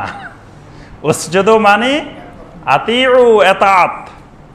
যে আদম আলাইহিস সালাম তোমাদের থেকে বেশি সম্মানের অধিকারী, ওয়ালাকাদ কাররামনা বানি আদম, যে তোমাদের থেকে বেশি সম্মান। তো বেশি সম্মান প্রমাণ করতে হলে বেশি ইলম প্রমাণ করতে হবে না? তো বেশি ইলম প্রমাণ করে দিলেন আল্লাহ পাক যে তোমাদের থেকে আদমের ইলম বেশি। একবার আমি বলছি আদম মুখস্থ করে ফেলছে, তোমাদের ব্রেনে ধরে নাই, তোমরা মুখস্থ করতে পারো নাই। তাহলে আদম ভালো স্টুডেন্ট তোমাদের থেকে, তাহলে তার সম্মান বেশি, তাহলে তার আনুগত্য, তার নেতৃত্ব, তার কারামত স্বীকার করে নাও। এটাই হলো উসজুদু। এটা মানে ওইভাবে আল্লাহু আকবার বলে সাজদা করছে। এই আয়াত বলে অনেকে শিরকের ব্যবসা করে, বলে যে আদমের সাজদা করছে তাই পীর সাহেবের সাজদা করলে অসুবিধা কি? নাউজুবিল্লাহ। এই আয়াতের ব্যাখ্যা দেখবেন ওইসব দরবারে, যেসব দরবারে সাজদা চলে ওইসব দরবারে এই আয়াত চলে, এই আয়াতের অপব্যাখ্যা চলে। বলে যে আল্লাহ পাক বলছে উসজুদু লি আদম, আদমকে সাজদা করতে, তো আমাকে সাজদা করলে অসুবিধা কি? নাউজুবিল্লাহ। হ্যাঁ, আচ্ছা, ওইটা আমরা সূরা ইউসুফ আসলে আরেকবার আলোচনা করব। দ্বিতীয় বিষয় হলো জিনকে নির্দেশ দেয় নাই, তারপরে ইবলিস কেন এটার অন্তর্ভুক্ত হলো? এটার ব্যাপারে মুফাসসিরিনে কেরাম বলেন, আল্লাহ পাক যেখানে বলেছেন ওয়াইজ কুলনা লিল মালাইকা, যে মুহূর্তে নির্দেশটা দেওয়া হচ্ছে সেই মুহূর্তে পৃথিবীতে ছিল জিন, আসমানে ছিল ফেরেশতা। আসমানে মালাইকা, জমিনে জিন, এই দুইটা জাতি তো, আসমানে মালাইকা, জমিনে জিন। এখন জিনদের উপরে আসছে আল্লাহ পাকের আযাব আর গজব। মানে জিনদের যে খেলাফত ছিল, জমিনের খলিফার দায়িত্ব, জমিনের খলিফা, আল্লাহ পাক তো সেই খেলাফতের দায়িত্ব কেড়ে নিলেন। কেড়ে নেওয়ার পরে দেখবেন যে কোরআনে কারিমে যত জায়গায় ইয়া আইয়ুহাল্লাযীনা আমানু আসবে, সেখানে পুরুষ এবং নারী উভয় অন্তর্ভুক্ত হবে, কিন্তু সম্বোধনটা পুরুষ। তাহলে পুরুষ কেন? কিন্তু নারীরা যদি প্রশ্ন করে, হ্যাঁ আমি কি কম নাকি, আমার নামে আল্লাহ পাক বলে নাই, পুরুষে বলছে পুরুষে করুক, আমি করবো না। তাহলে এখানে আল্লাহ পাক পুরুষকে সম্বোধন করছেন কেন? আল্লাহ পাক নারীর উপরে পুরুষকে এখানে প্রাধান্য দিচ্ছেন, সম্মান দান করেছেন। সম্মান দান করার কারণে পুরুষকে বললে নারী অটোমেটিক অন্তর্ভুক্ত হয়ে যাবে। মালাইকাদেরকে বলার অর্থ হলো জিনেরও এর আওতাভুক্ত, সমগ্র মাখলুকাত আওতাভুক্ত। সুবহানাল্লাহ। এখন যদি আল্লাহ পাক কোনো নির্দেশ দেন পৃথিবীতে, তো পৃথিবীর খেলাফত, পৃথিবীর সম্মাননা মানুষকে নির্দেশ দেওয়া মানে সকল সৃষ্টি জগৎকে নির্দেশ দেওয়া। আর ওই যে মুহূর্তে নির্দেশটা দেওয়া হচ্ছে সেই মুহূর্তে জমিনের খেলাফত ছিল জিনের, কিন্তু জিন আল্লাহ নাফরমানি করার কারণে সেই দায়িত্ব তারা হারাই ফেলছে, তাদের রাষ্ট্রীয় ক্ষমতা আর নাই। তো এই জন্য আল্লাহ পাক মালাইকাদেরকে বলছে, মালাইকারা তখন তত্ত্বাবধায়ক সরকার। জিন গেছে, মাঝখানে মালাইকারা পাইছে, এরপরে আসতেছে কে? মানুষ, আদম আসতেছে। পৃথিবীতে মানুষের নেতৃত্ব চলবে, মানুষ আসতেছে। তো সেই সময় যেহেতু তত্ত্বাবধায়ক হোক আর কেয়ারটেকার হোক আর যাই হোক, একটা সরকার যেহেতু মালাইকা, এই জন্য আল্লাহ পাক নির্দেশটা দিয়েছেন মালাইকাদেরকে। বলছেন যে ওয়াইজ কুলনা লিল মালাইকা, মালাইকাদেরকে। এই মালাইকার মধ্যে জিনও অন্তর্ভুক্ত হয়ে গেছে। তখন এই জিনের মধ্যে লিডার ছিল ইবলিস। সব জিন মেনে নিছে, মানে ওগুলা খারাপ হইলেও কিন্তু সভ্যতা আছে, ভদ্রতা আছে। কিন্তু এটা এত খারাপ যে এটার সভ্যতা ভদ্রতা কিছু নাই, এটা চরম বেয়াদব ইবলিস। সে বেয়াদব কিন্তু শুনতেছে, আমরা যে বেয়াদব বলতেছি সেটাও সে শুনতেছে। কি শুনতেছে না? এখানে আছে, সে তো আমাদের আশেপাশে ঘুরতেছে। হ্যাঁ, তা আল্লাহ পাক বলতেছেন ফাসাজাদু ইল্লা ইবলিস, সবাই সে আনুগত্য মেনে নিছে, কিন্তু এই ইবলিস মেনে নেয় নাই। ইবলিসের দুইটা কাজ করছে, একটা হলো আবা আর একটা হলো ওয়াস্তাকবারা। সে অস্বীকারও করছে মেনে নিতে, সে যুক্তিবাদী হয়ে গেছে। তখন কি যুক্তিবাদী? বললো যে খালাকতানি মিন নার ওয়া খালাকতাহু মিন তিন, আমাকে সৃষ্টি করেছো আগুন থেকে আর তাকে সৃষ্টি করছো মাটি থেকে, তো মাটি আগুনকে সাজদা করবো, আগুন আবার মাটিকে সাজদা করবো কেন? বাস যুক্তি দিয়ে দিল যুক্তিবাদী সাহেব। আল্লাহ পাক এই যুক্তি গ্রহণ করেন নাই। এরপরে সে অহংকার করলো। আল্লাহ পাক বলেন এই অহংকার এবং অস্বীকার এর কারণে ওয়াকানা মিনাল কাফিরিন, সে কাফেরদের অন্তর্ভুক্ত হইল। ওয়া কুলনা ইয়া আদাম উসকুন আনতা ওয়া যাওজুকাল জান্নাহ, এরপরে আমি বললাম হে আদম তুমি আর তোমার স্ত্রী দুইজনেই জান্নাতে প্রবেশ করো। সুবহানাল্লাহ। তাহলে এই ঘটনা ঘটছে জান্নাতের বাহিরে, এখনো তারা জান্নাতে ঢুকেন নাই, জান্নাতে ঢুকার আগেই ঘটনা ঘটছে। এই যে আনুগত্য শিকার সবকিছুর ঘটনা ঘটার পরে আবার আল্লাহ পাক বললেন ইয়া আদম উসকুন আনতা ওয়া যাওজুকা। এখানে আল্লাহ পাক যদি শুধু বলতেন যে ইয়া আদম উসকুন বা উসকুনু ফিল জান্নাহ, তোমরা জান্নাতে থাকো, কিন্তু দেখেন নারীর মর্যাদা দিয়ে আল্লাহ পাক বললেন যে আনতা ওয়া যাওজুকা, তুমি এবং তোমার স্ত্রী দুইজনে জান্নাতে থাকো। সুবহানাল্লাহ। এখানে আল্লাহ পাক নারীর মর্যাদা, আদম আর হাওয়া মানে স্ত্রীকে জোড়াকে সমান সম্মান দান করলেন যে দুইজনে জান্নাতে থাকো। ওয়া কুলা মিনহা রাগাদান হাইসু শিইতুমা, এই পুরা জান্নাতের ভিতরে যেখান থেকে মনে চায়, হাইসু শিইতুমা, পুরা জান্নাত খালি দুইজন মানুষ। এত বড় জান্নাতে দুইজন থাকলে ভয় তো লাগবে, ঠিক? এই বিশাল বাড়িতে যদি আপনার একা থাকতে দেয় ভয় লাগবে না? বিশাল এক জান্নাত, আল্লাহ বলতেছেন হাইসু শিইতুমা, যেখানে মনে চায়, যেটা মনে চায় সেটা খাইতে থাকো, খাও। ওয়ালা তাকরাবা হাযিহিশ শাজারা, কিন্তু একটা গাছ ঠিক করে দিলেন যে খবরদার এই গাছের ফল খাইও না, এটা বলেন নাই। আল্লাহ বলছে এই গাছের নিকটে যেও না, এই গাছটার কাছে যাইও না। ফাতাকুনা মিনাজ জালিমিন, গেলে কি হবে? জালেম হয়ে যাবা। ফাতাকুনা মিনাজ জালিমিন, জালেমদের অন্তর্ভুক্ত হয়ে যান। আচ্ছা, এখানে কথা হলো আল্লাহ পাক বললেন যে ওয়ালা তাকরাবা হাযিহিস শাজারা, এই গাছটির নিকটে যেও না। গাছটা কি গাছ, বা জান্নাতের ভিতরে এরকম কি গাছ যে গাছের কাছে আল্লাহ পাক যেতে নিষেধ করলেন? জান্নাতের ভিতরে এরকম নিষিদ্ধ গাছ থাকবে কেন? মানে আমরা যখন জান্নাতে যাবো তখন তো সব খামো, কি বলেন? খাবেন না আপনারা? আদম আলাইহিস সালামকে যেটা থেকে নিষেধ করছে আমাদের জন্য কি সেটা নিষেধাজ্ঞা আছে? নাই, ওইটাও খেতে পারবেন যেটা আদম আলাইহিস সালাম খেতে পারেন নাই। তো এখন আল্লাহ পাক এটা নিষেধ করলেন কেন? এই নিষেধাজ্ঞাটা হলো একটা পরীক্ষা। আসলে ওই গাছের ফল আর অন্য কিছু মূল বিষয় না। মূল বিষয় হলো তাকে আদম আলাইহিস সালামকে পরীক্ষা করা, তাদের দুইজনকে পরীক্ষা করা। এই জন্য আল্লাহ পাক নিষেধ করছেন। এই জন্য মুসা আলাইহিস সালাম ঝগড়া করছেন না, যে মুসার আর আদমের ঝগড়া, বুখারী শরীফের হাদিস আছে, বিশাল এক হাদিস, মুসার আর আদমের বিশাল ঝগড়া। মুসা আলাইহিস সালাম বলতেছেন যে আপনাকে আল্লাহ পাক এত সম্মানিত করে বানাইছেন, এত জান্নাতে থাকতে দিয়েছেন, খাইতে দিয়েছেন, সবকিছু করছেন আল্লাহ পাক, আপনি কেন সেই গাছের নিকটে গেলেন? যাই আপনি ওইটা খাই, শেষে দুনিয়াতে চলে আসলেন, আমাদেরকে ওই দুনিয়াতে আনলেন। এত কষ্ট, এত নির্যাতন, এত কিছু দুনিয়াতে, জান্নাতে থাকতাম আরামে, খাইতাম আর ঘুরতাম।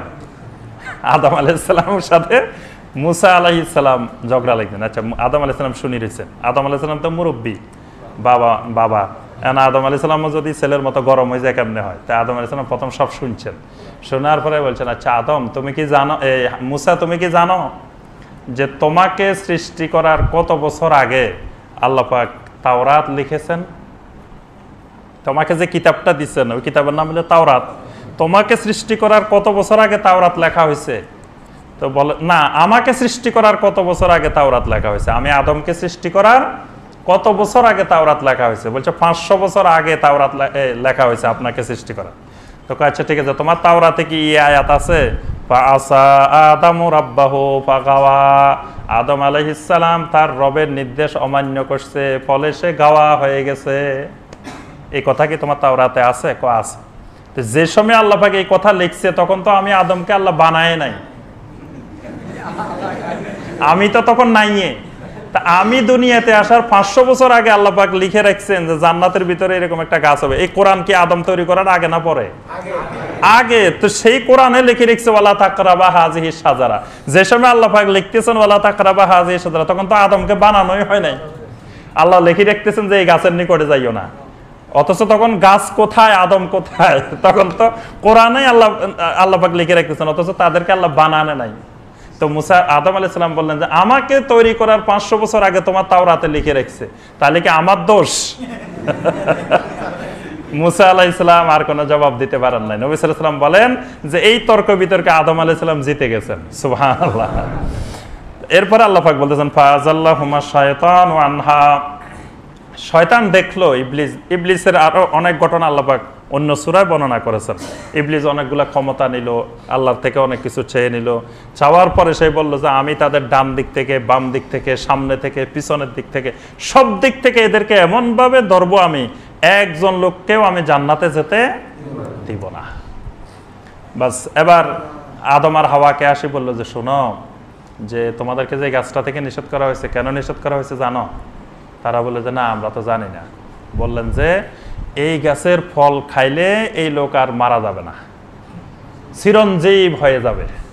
এই জন্য আল্লাহ পাক নিষেধ করছেন যে এই জন্য যাতে তোমরা খাইলে তোমরা আর মারা যাবে না, তোমরা সারা জীবন বেঁচে থাকতে পারবা।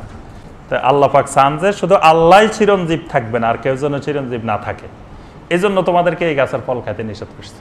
তো চলো আস্তে আস্তে তোমরা যাই খেয়ে নাও, খাইলে তারপরে তোমরা আর মারা যাবে না। প্রথম খাইছেন কে? ওইটা মিথ্যা কথা। আদম আলাইহিস সালাম খাইছে। দেখেন, নিজে খাই, নিজে চুরি করি, নারীদের নামে দোষ দেয়। খাইছে, প্রথম খেয়েছেন আদম আলাইহিস সালাম। আদম আলাইহিস সালাম পেট ভরি খাই, তারপরে যায় হাওয়া আলাইহিস সালামকে ডেকে নিয়ে আসছে যে আমি খাইছি, আসো তুমিও খাও। তখন হাওয়া আলাইহিস সালাম এসে পরে খাইছেন। কিন্তু দেখেন, জাল হাদিস বানাই ইসরায়েলি রওয়ায়েতে নারীদেরকে অপমান করার জন্য। এটা একটা বানানো কাহিনী ইসরায়েলিদের, যে প্রথমে হাওয়া আলাইহিস সালাম খাই ফেলছে, তারপরে কয় আদম আলাইহিস সালাম খাইতে গেছে, খাইতে যায় মনে হয়েছে তখন এখান দিয়ে ঠেলা দিছে, পুরুষের এখান দিয়ে ঠেলা আছে, নারীদের নাই, নারীদের সব সমান। হ্যাঁ, যুক্তিও বানাই ফেলছে একবারে দলিল, কয় দেখো পুরুষের এখান দিয়ে একটু ঠেলা, যে এটা আদম আলাইহিস সালাম খেতে যায় এখান থেকে বমি করে দিছে, আর হাওয়া আলাইহিস সালাম সব খাই ফেলছে। তারপরে আরো যুক্তি বাইরেছে, কয় পুরুষের এখানে কথাবার্তা আটকে থাকে, নারীদের আর আটকে না, নারীদের সোজা চলে যায়। মানে নারীদেরকে অপমানিত করে, নারীদের মর্যাদা কমাই দিয়ে এই কথা ইয়ে করছে। আসলে দোষটা হলো পুরুষের, দোষটা হলো আদম আলাইহিস সালামের। আদম আলাইহিস সালামে আগে খাইছেন, আদম আলাইহিস সালাম খেয়ে পরে হাওয়া আলাইহিস সালামকে খাওয়াইছেন। তা আল্লাহ পাক বলতেছেন ফাআযাল্লাহুমা শাইতানু আনহা, আল্লাহ পাক দুজনকে সমানভাবে দোষী করছেন। আল্লাহ পাক একজনকে বেশি একজনকে কম এইভাবে করেন নাই। ফাআযাল্লাহুমা শাইতানু আনহা, শয়তান তাদের দুইজনকে সেই জান্নাত থেকে পদস্খলন ঘটাইলো।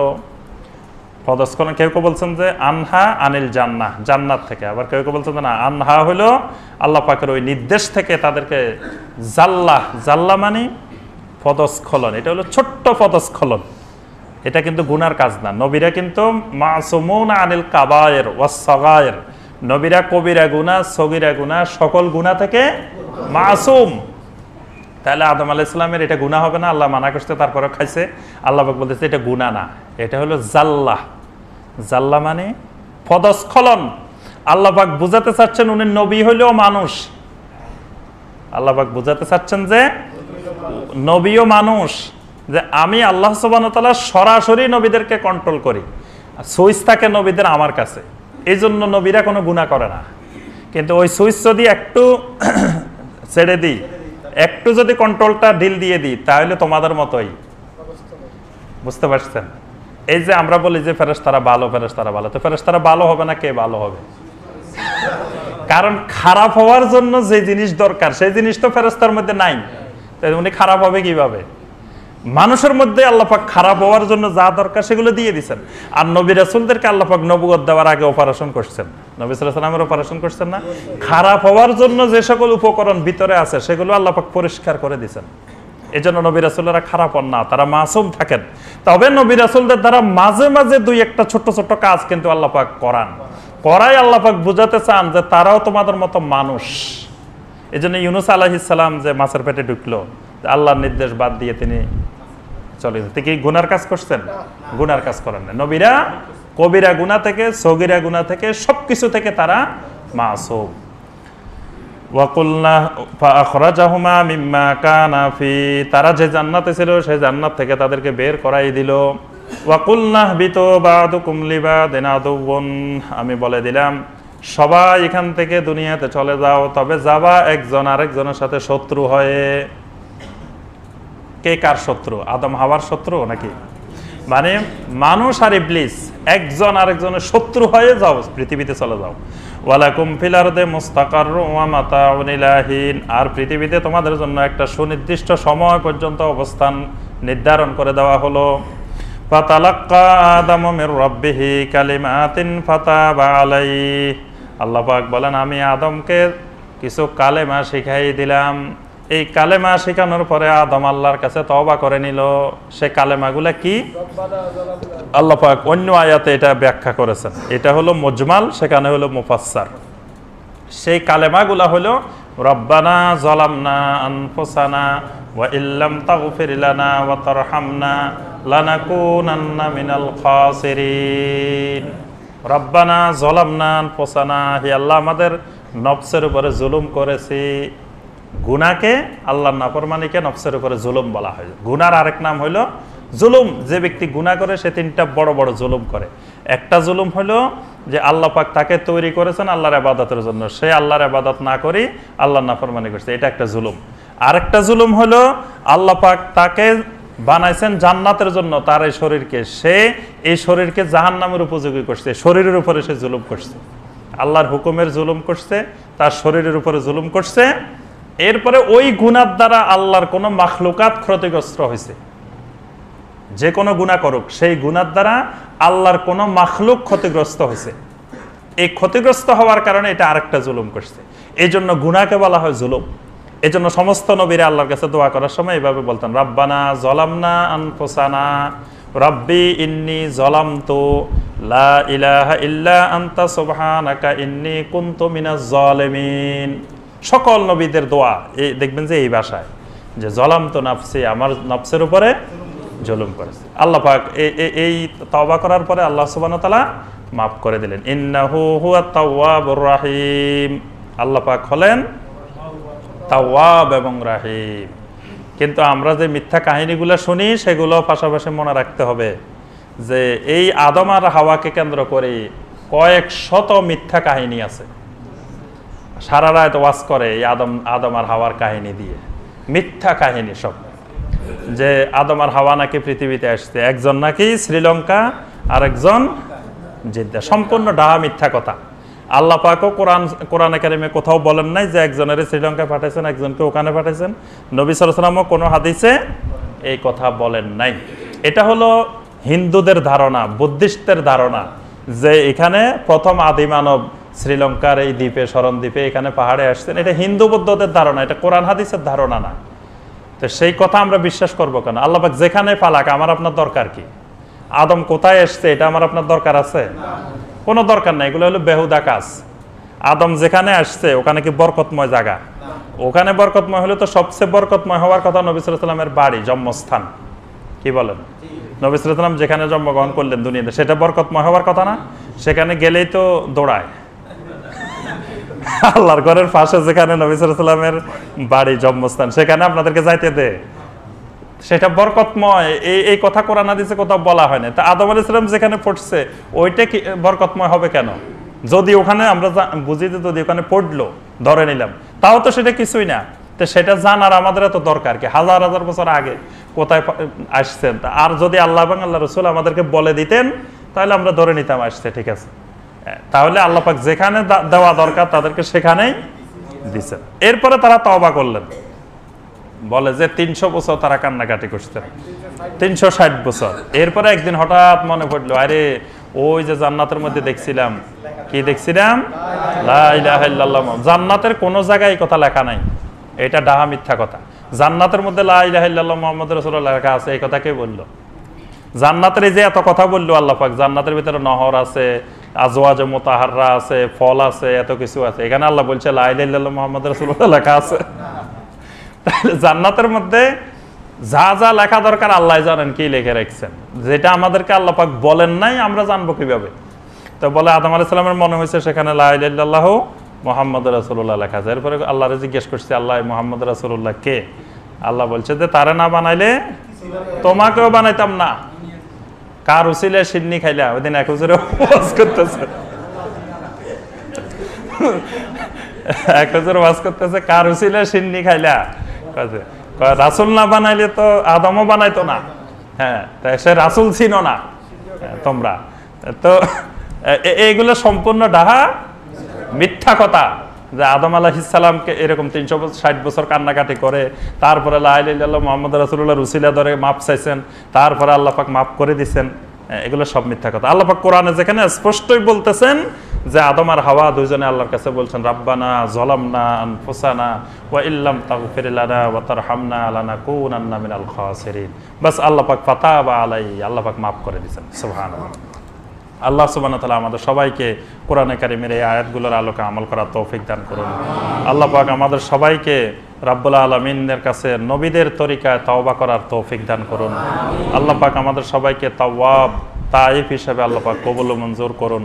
আল্লাহ পাক আমাদেরকে পৃথিবীর যেই খেলাফত, আল্লাহ পাক পৃথিবীতে যা কিছুর মালিকানা আল্লাহ আমাদেরকে দিয়েছেন, এগুলো আল্লাহর নির্দেশ অনুসারে আমাদেরকে ব্যয় করার, ব্যবহার করার আল্লাহ তৌফিক দান করুন। আমিন ইয়া রাব্বাল আলামিন। সুবহানাকাল্লাহুম্মা বিহামদিকা আশহাদু আল্লা ইলাহা ইল্লা আনতা আস্তাগফিরুকা ওয়া আতুবু ইলাইক।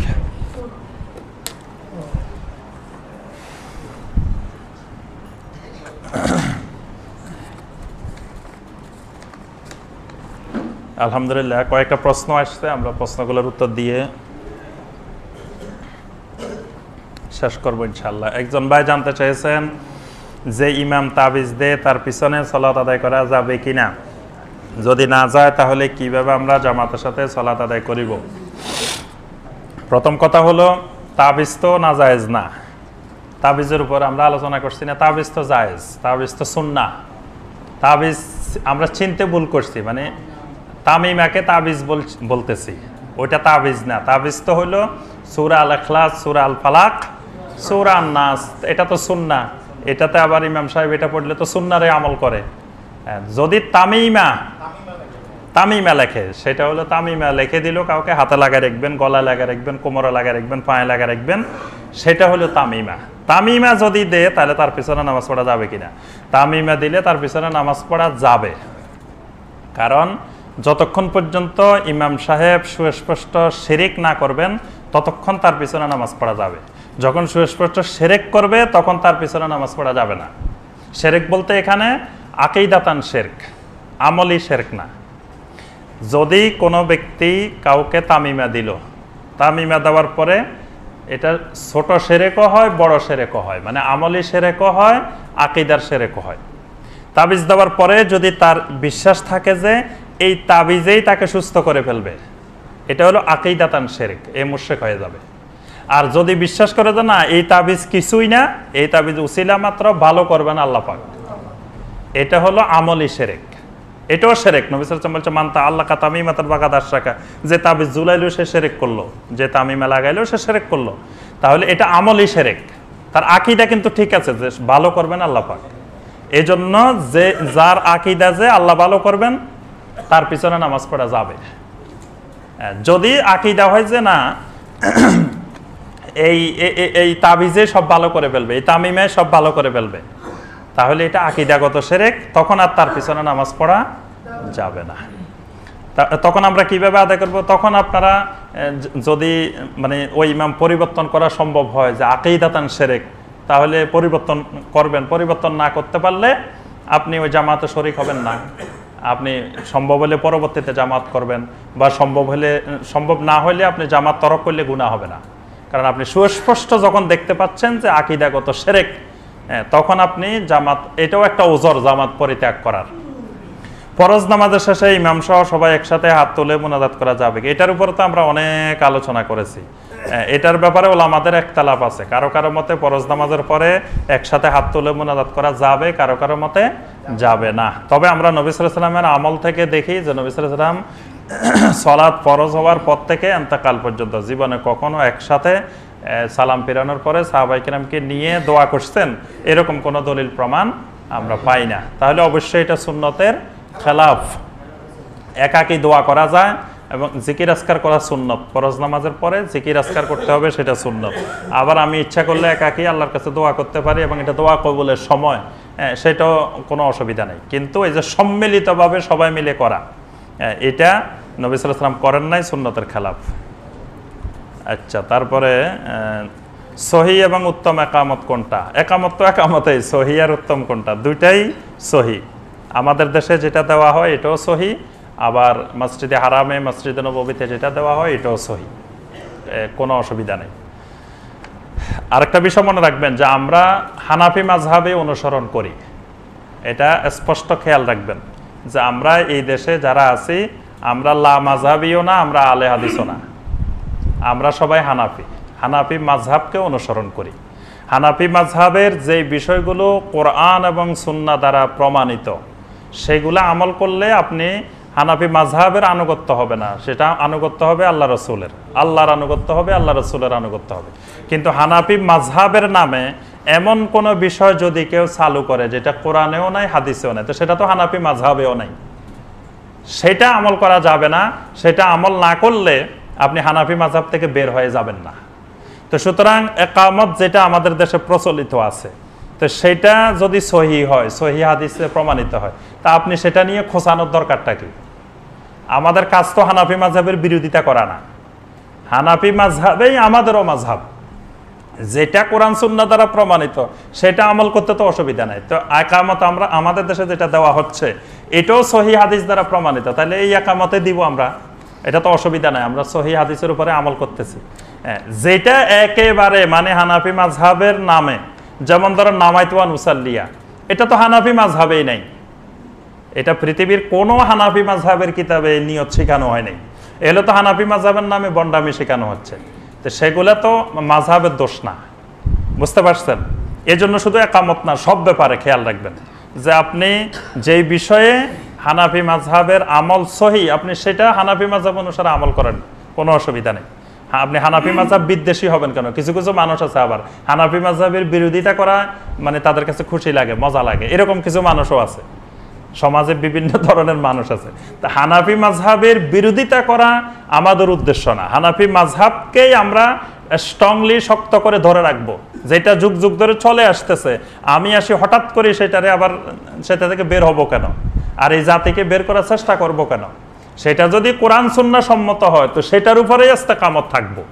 কিন্তু সেটা যদি দুই একটা বিষয়, হানাফি মাযহাবের সব বিষয় যে কোরআন সুন্নাহর খেলাফ তা না, দুই একটা বিষয় আছে এমন এমন বিষয় যেগুলা কোরআন সুন্নায় নাই, হানাফি মাযহাবের নামে চলতেছে, তা আমরা সেগুলো আমল করব না, কারণ সেগুলো আমল করলে হানাফি মাযহাবের মতেও গুনাহ হবে। আর ইমাম আবু হানিফা রাহিমাহুল্লাহ সহ হানাফি মাযহাবের সকল ফকিরা বলছেন যে সহি হাদিস পেলে তোমরা আমার কথাকে বাদ দিয়ে সেটা আমল করবা। তো যে বিষয় আমরা সহি হাদিস পাবো সেটা আমরা ওইটা বাদ দিয়ে সহিটা আমল করব। আমাদের দেশে প্রচলিত বিতিরের নামাজ যেভাবে পড়া হয় তা সহি কিনা? আমাদের দেশে আমরা যে বিতির পড়ি এটাও সহি, মানে বিতিরের নামাজ পড়ার অনেকগুলা পদ্ধতি আমরা সহি হাদিসে পাই। তন্মধ্যে যে 3 রাকাত বিতির আমাদের দেশে পড়ি এটাও সহি হাদিস দ্বারা প্রমাণিত, তবে এর মধ্যে 2টা জিনিস শুধু সহি হাদিস দ্বারা প্রমাণিত নয়, মানে এই 2টা জিনিস ছাড়া আর বাকি সবটুকু সহি হাদিস দ্বারা প্রমাণিত। সেই 2টা জিনিস কোন 2টা জিনিস? একটা জিনিস হলো প্রথম বৈঠকও সহি হাদিস দ্বারা প্রমাণিত, কিন্তু প্রথম বৈঠকের পরে যে হাদিসে প্রথম বৈঠকের কথা আসছে সেই হাদিসে আসছে যে 2 রাকাত পরে সালাম ফিরাই ফেলতে হবে। সালাম না ফিরাই আপনি দাঁড়াই গেলেন, এটা সহি হাদিসের খেলাফ। কিন্তু আপনি 2 রাকাতের পরে বসছেন, বসে সালাম ফিরাই ফেলান, বাস আবার 1 রাকাত পড়ে নেন। 3 রাকাতেই হলো সেম, শুধু মাঝখানে একটা সালাম বেড়ে গেল। অথবা আপনি এটা হলো একটা জিনিস, যদি আপনি সালাম না ফিরান তাহলে বসবেন না, উঠে যাবেন। আর যদি সালাম ফিরান 2 রাকাতের পর বসছেন, বসে আপনি তাশাহুদ পড়েন, দোয়া মাসুরা দরুদ পড়েন, দোয়া মাসুরা পড়েন, পরে সালাম ফিরে ফেলান, সালাম ফিরে উঠে 1 রাকাত পড়েন, বাস। আর যদি আপনি মানে সালাম ফিরাবেন না তাহলে আর বসবেন না, সরাসরি উঠে যাবেন। আর 3য় রাকাতে আমরা ওই যে সূরা আল ফাতিহা এরপরে আরেকটা রাফুল ইয়াদাইন করি। এখন রাফুল ইয়াদাইন বলে মানসুখ হয়ে গেছে, বিতিরের রাফুল ইয়াদাইন থাকলো কেন? এটার কোনো রহস্য এখনো বের করতে পারলাম না, যে রাফুল ইয়াদাইন নাকি নবী সাল্লাল্লাহু আলাইহি ওয়াসাল্লাম বাদ দিয়ে দিয়েছেন শেষ দিকে। তো বিতিরের মধ্যে মাঝখান দিয়ে হঠাৎ করে আল্লাহু আকবার বলে হাত তোলা দরকার কি? তাহলে বোঝা যায় মনে হয় ওই বিতিরের সময় সাহাবীরা নিয়ে আসতো, মূর্তি নিয়ে আসতো, অন্য নামাজে আনতো না, মানে বিতিরে নিয়ে আসতো। এই জন্য বিতিরের মধ্যে আরেকবার হাত তোলা, রাফুল ইয়াদাইন করা। তো দেখেন সেখানে আমরা রাফুল ইয়াদাইন করি না, তাহলে যারা ভিতরে পর্যন্ত রাফুল ইয়াদাইন করে তারা রাফাদানি হয় না, যারা ভিতরে রাফুল ইয়াদাইন করে না তাদেরকে আমাদের দেশে বলে যে রাফাদানি। তো রাফাদানি তো ওরা, যারা ভিতরে রাফুল ইয়াদাইন করি আমরা তারা রাফাদানি। যাই হোক, এই যে আল্লাহু আকবার বলে হাতটা তোলা, এটার কোনো দলিল নাই। এই 2টা জিনিস এখানে সমস্যা, এর বাইরে আর কোনো সমস্যা নাই। তো এই জন্য হাদিসে যেই হাদিসে হাত তোলার কথা আসছে ভিতরের 3য় রাকাতে, সেটা হলো ওই যে দোয়া পড়ার সময় হাত তোলা। হ্যাঁ, কানা ইয়ারফাউ ইয়াদাইহি ফি কুনুতিহি, নবী সাল্লাল্লাহু আলাইহি ওয়াসাল্লাম কুনুতের মধ্যে কুনুতের সময় রাফুল ইয়াদাইন করতেন। তো কুনুতের সময় রাফুল ইয়াদাইন কি এমনি করে না? এমনি করে। কুনুতের সময় তো রাফুল ইয়াদাইন এমনিই হয়। হ্যাঁ, তো ওইটা, অথচ আমরা ওইটারে পরিবর্তন করে মানে এটা করতেছি। যাই হোক, এরপরে রুকু ও সাজদা নিম্নলিখিত দোয়াটি একবার পড়লে হবে কিনা? সুবহানাকাল, একবার না, এটা মানে অসংখ্যবার পড়তে হবে। নবী সাল্লাল্লাহু আলাইহি ওয়াসাল্লাম অসংখ্যবার পড়তেন, তা আপনি একবার পড়বেন কেন? এটা অসংখ্যবার পড়বেন। জি ঠিক আছে, সব না, আজকে আর দীর্ঘায়িত করবো না, শেষ। জি, সুবহানাকাল্লাহুম্মা বিহামদিকা আশহাদু আল্লা ইলাহা ইল্লা আনতা। জি।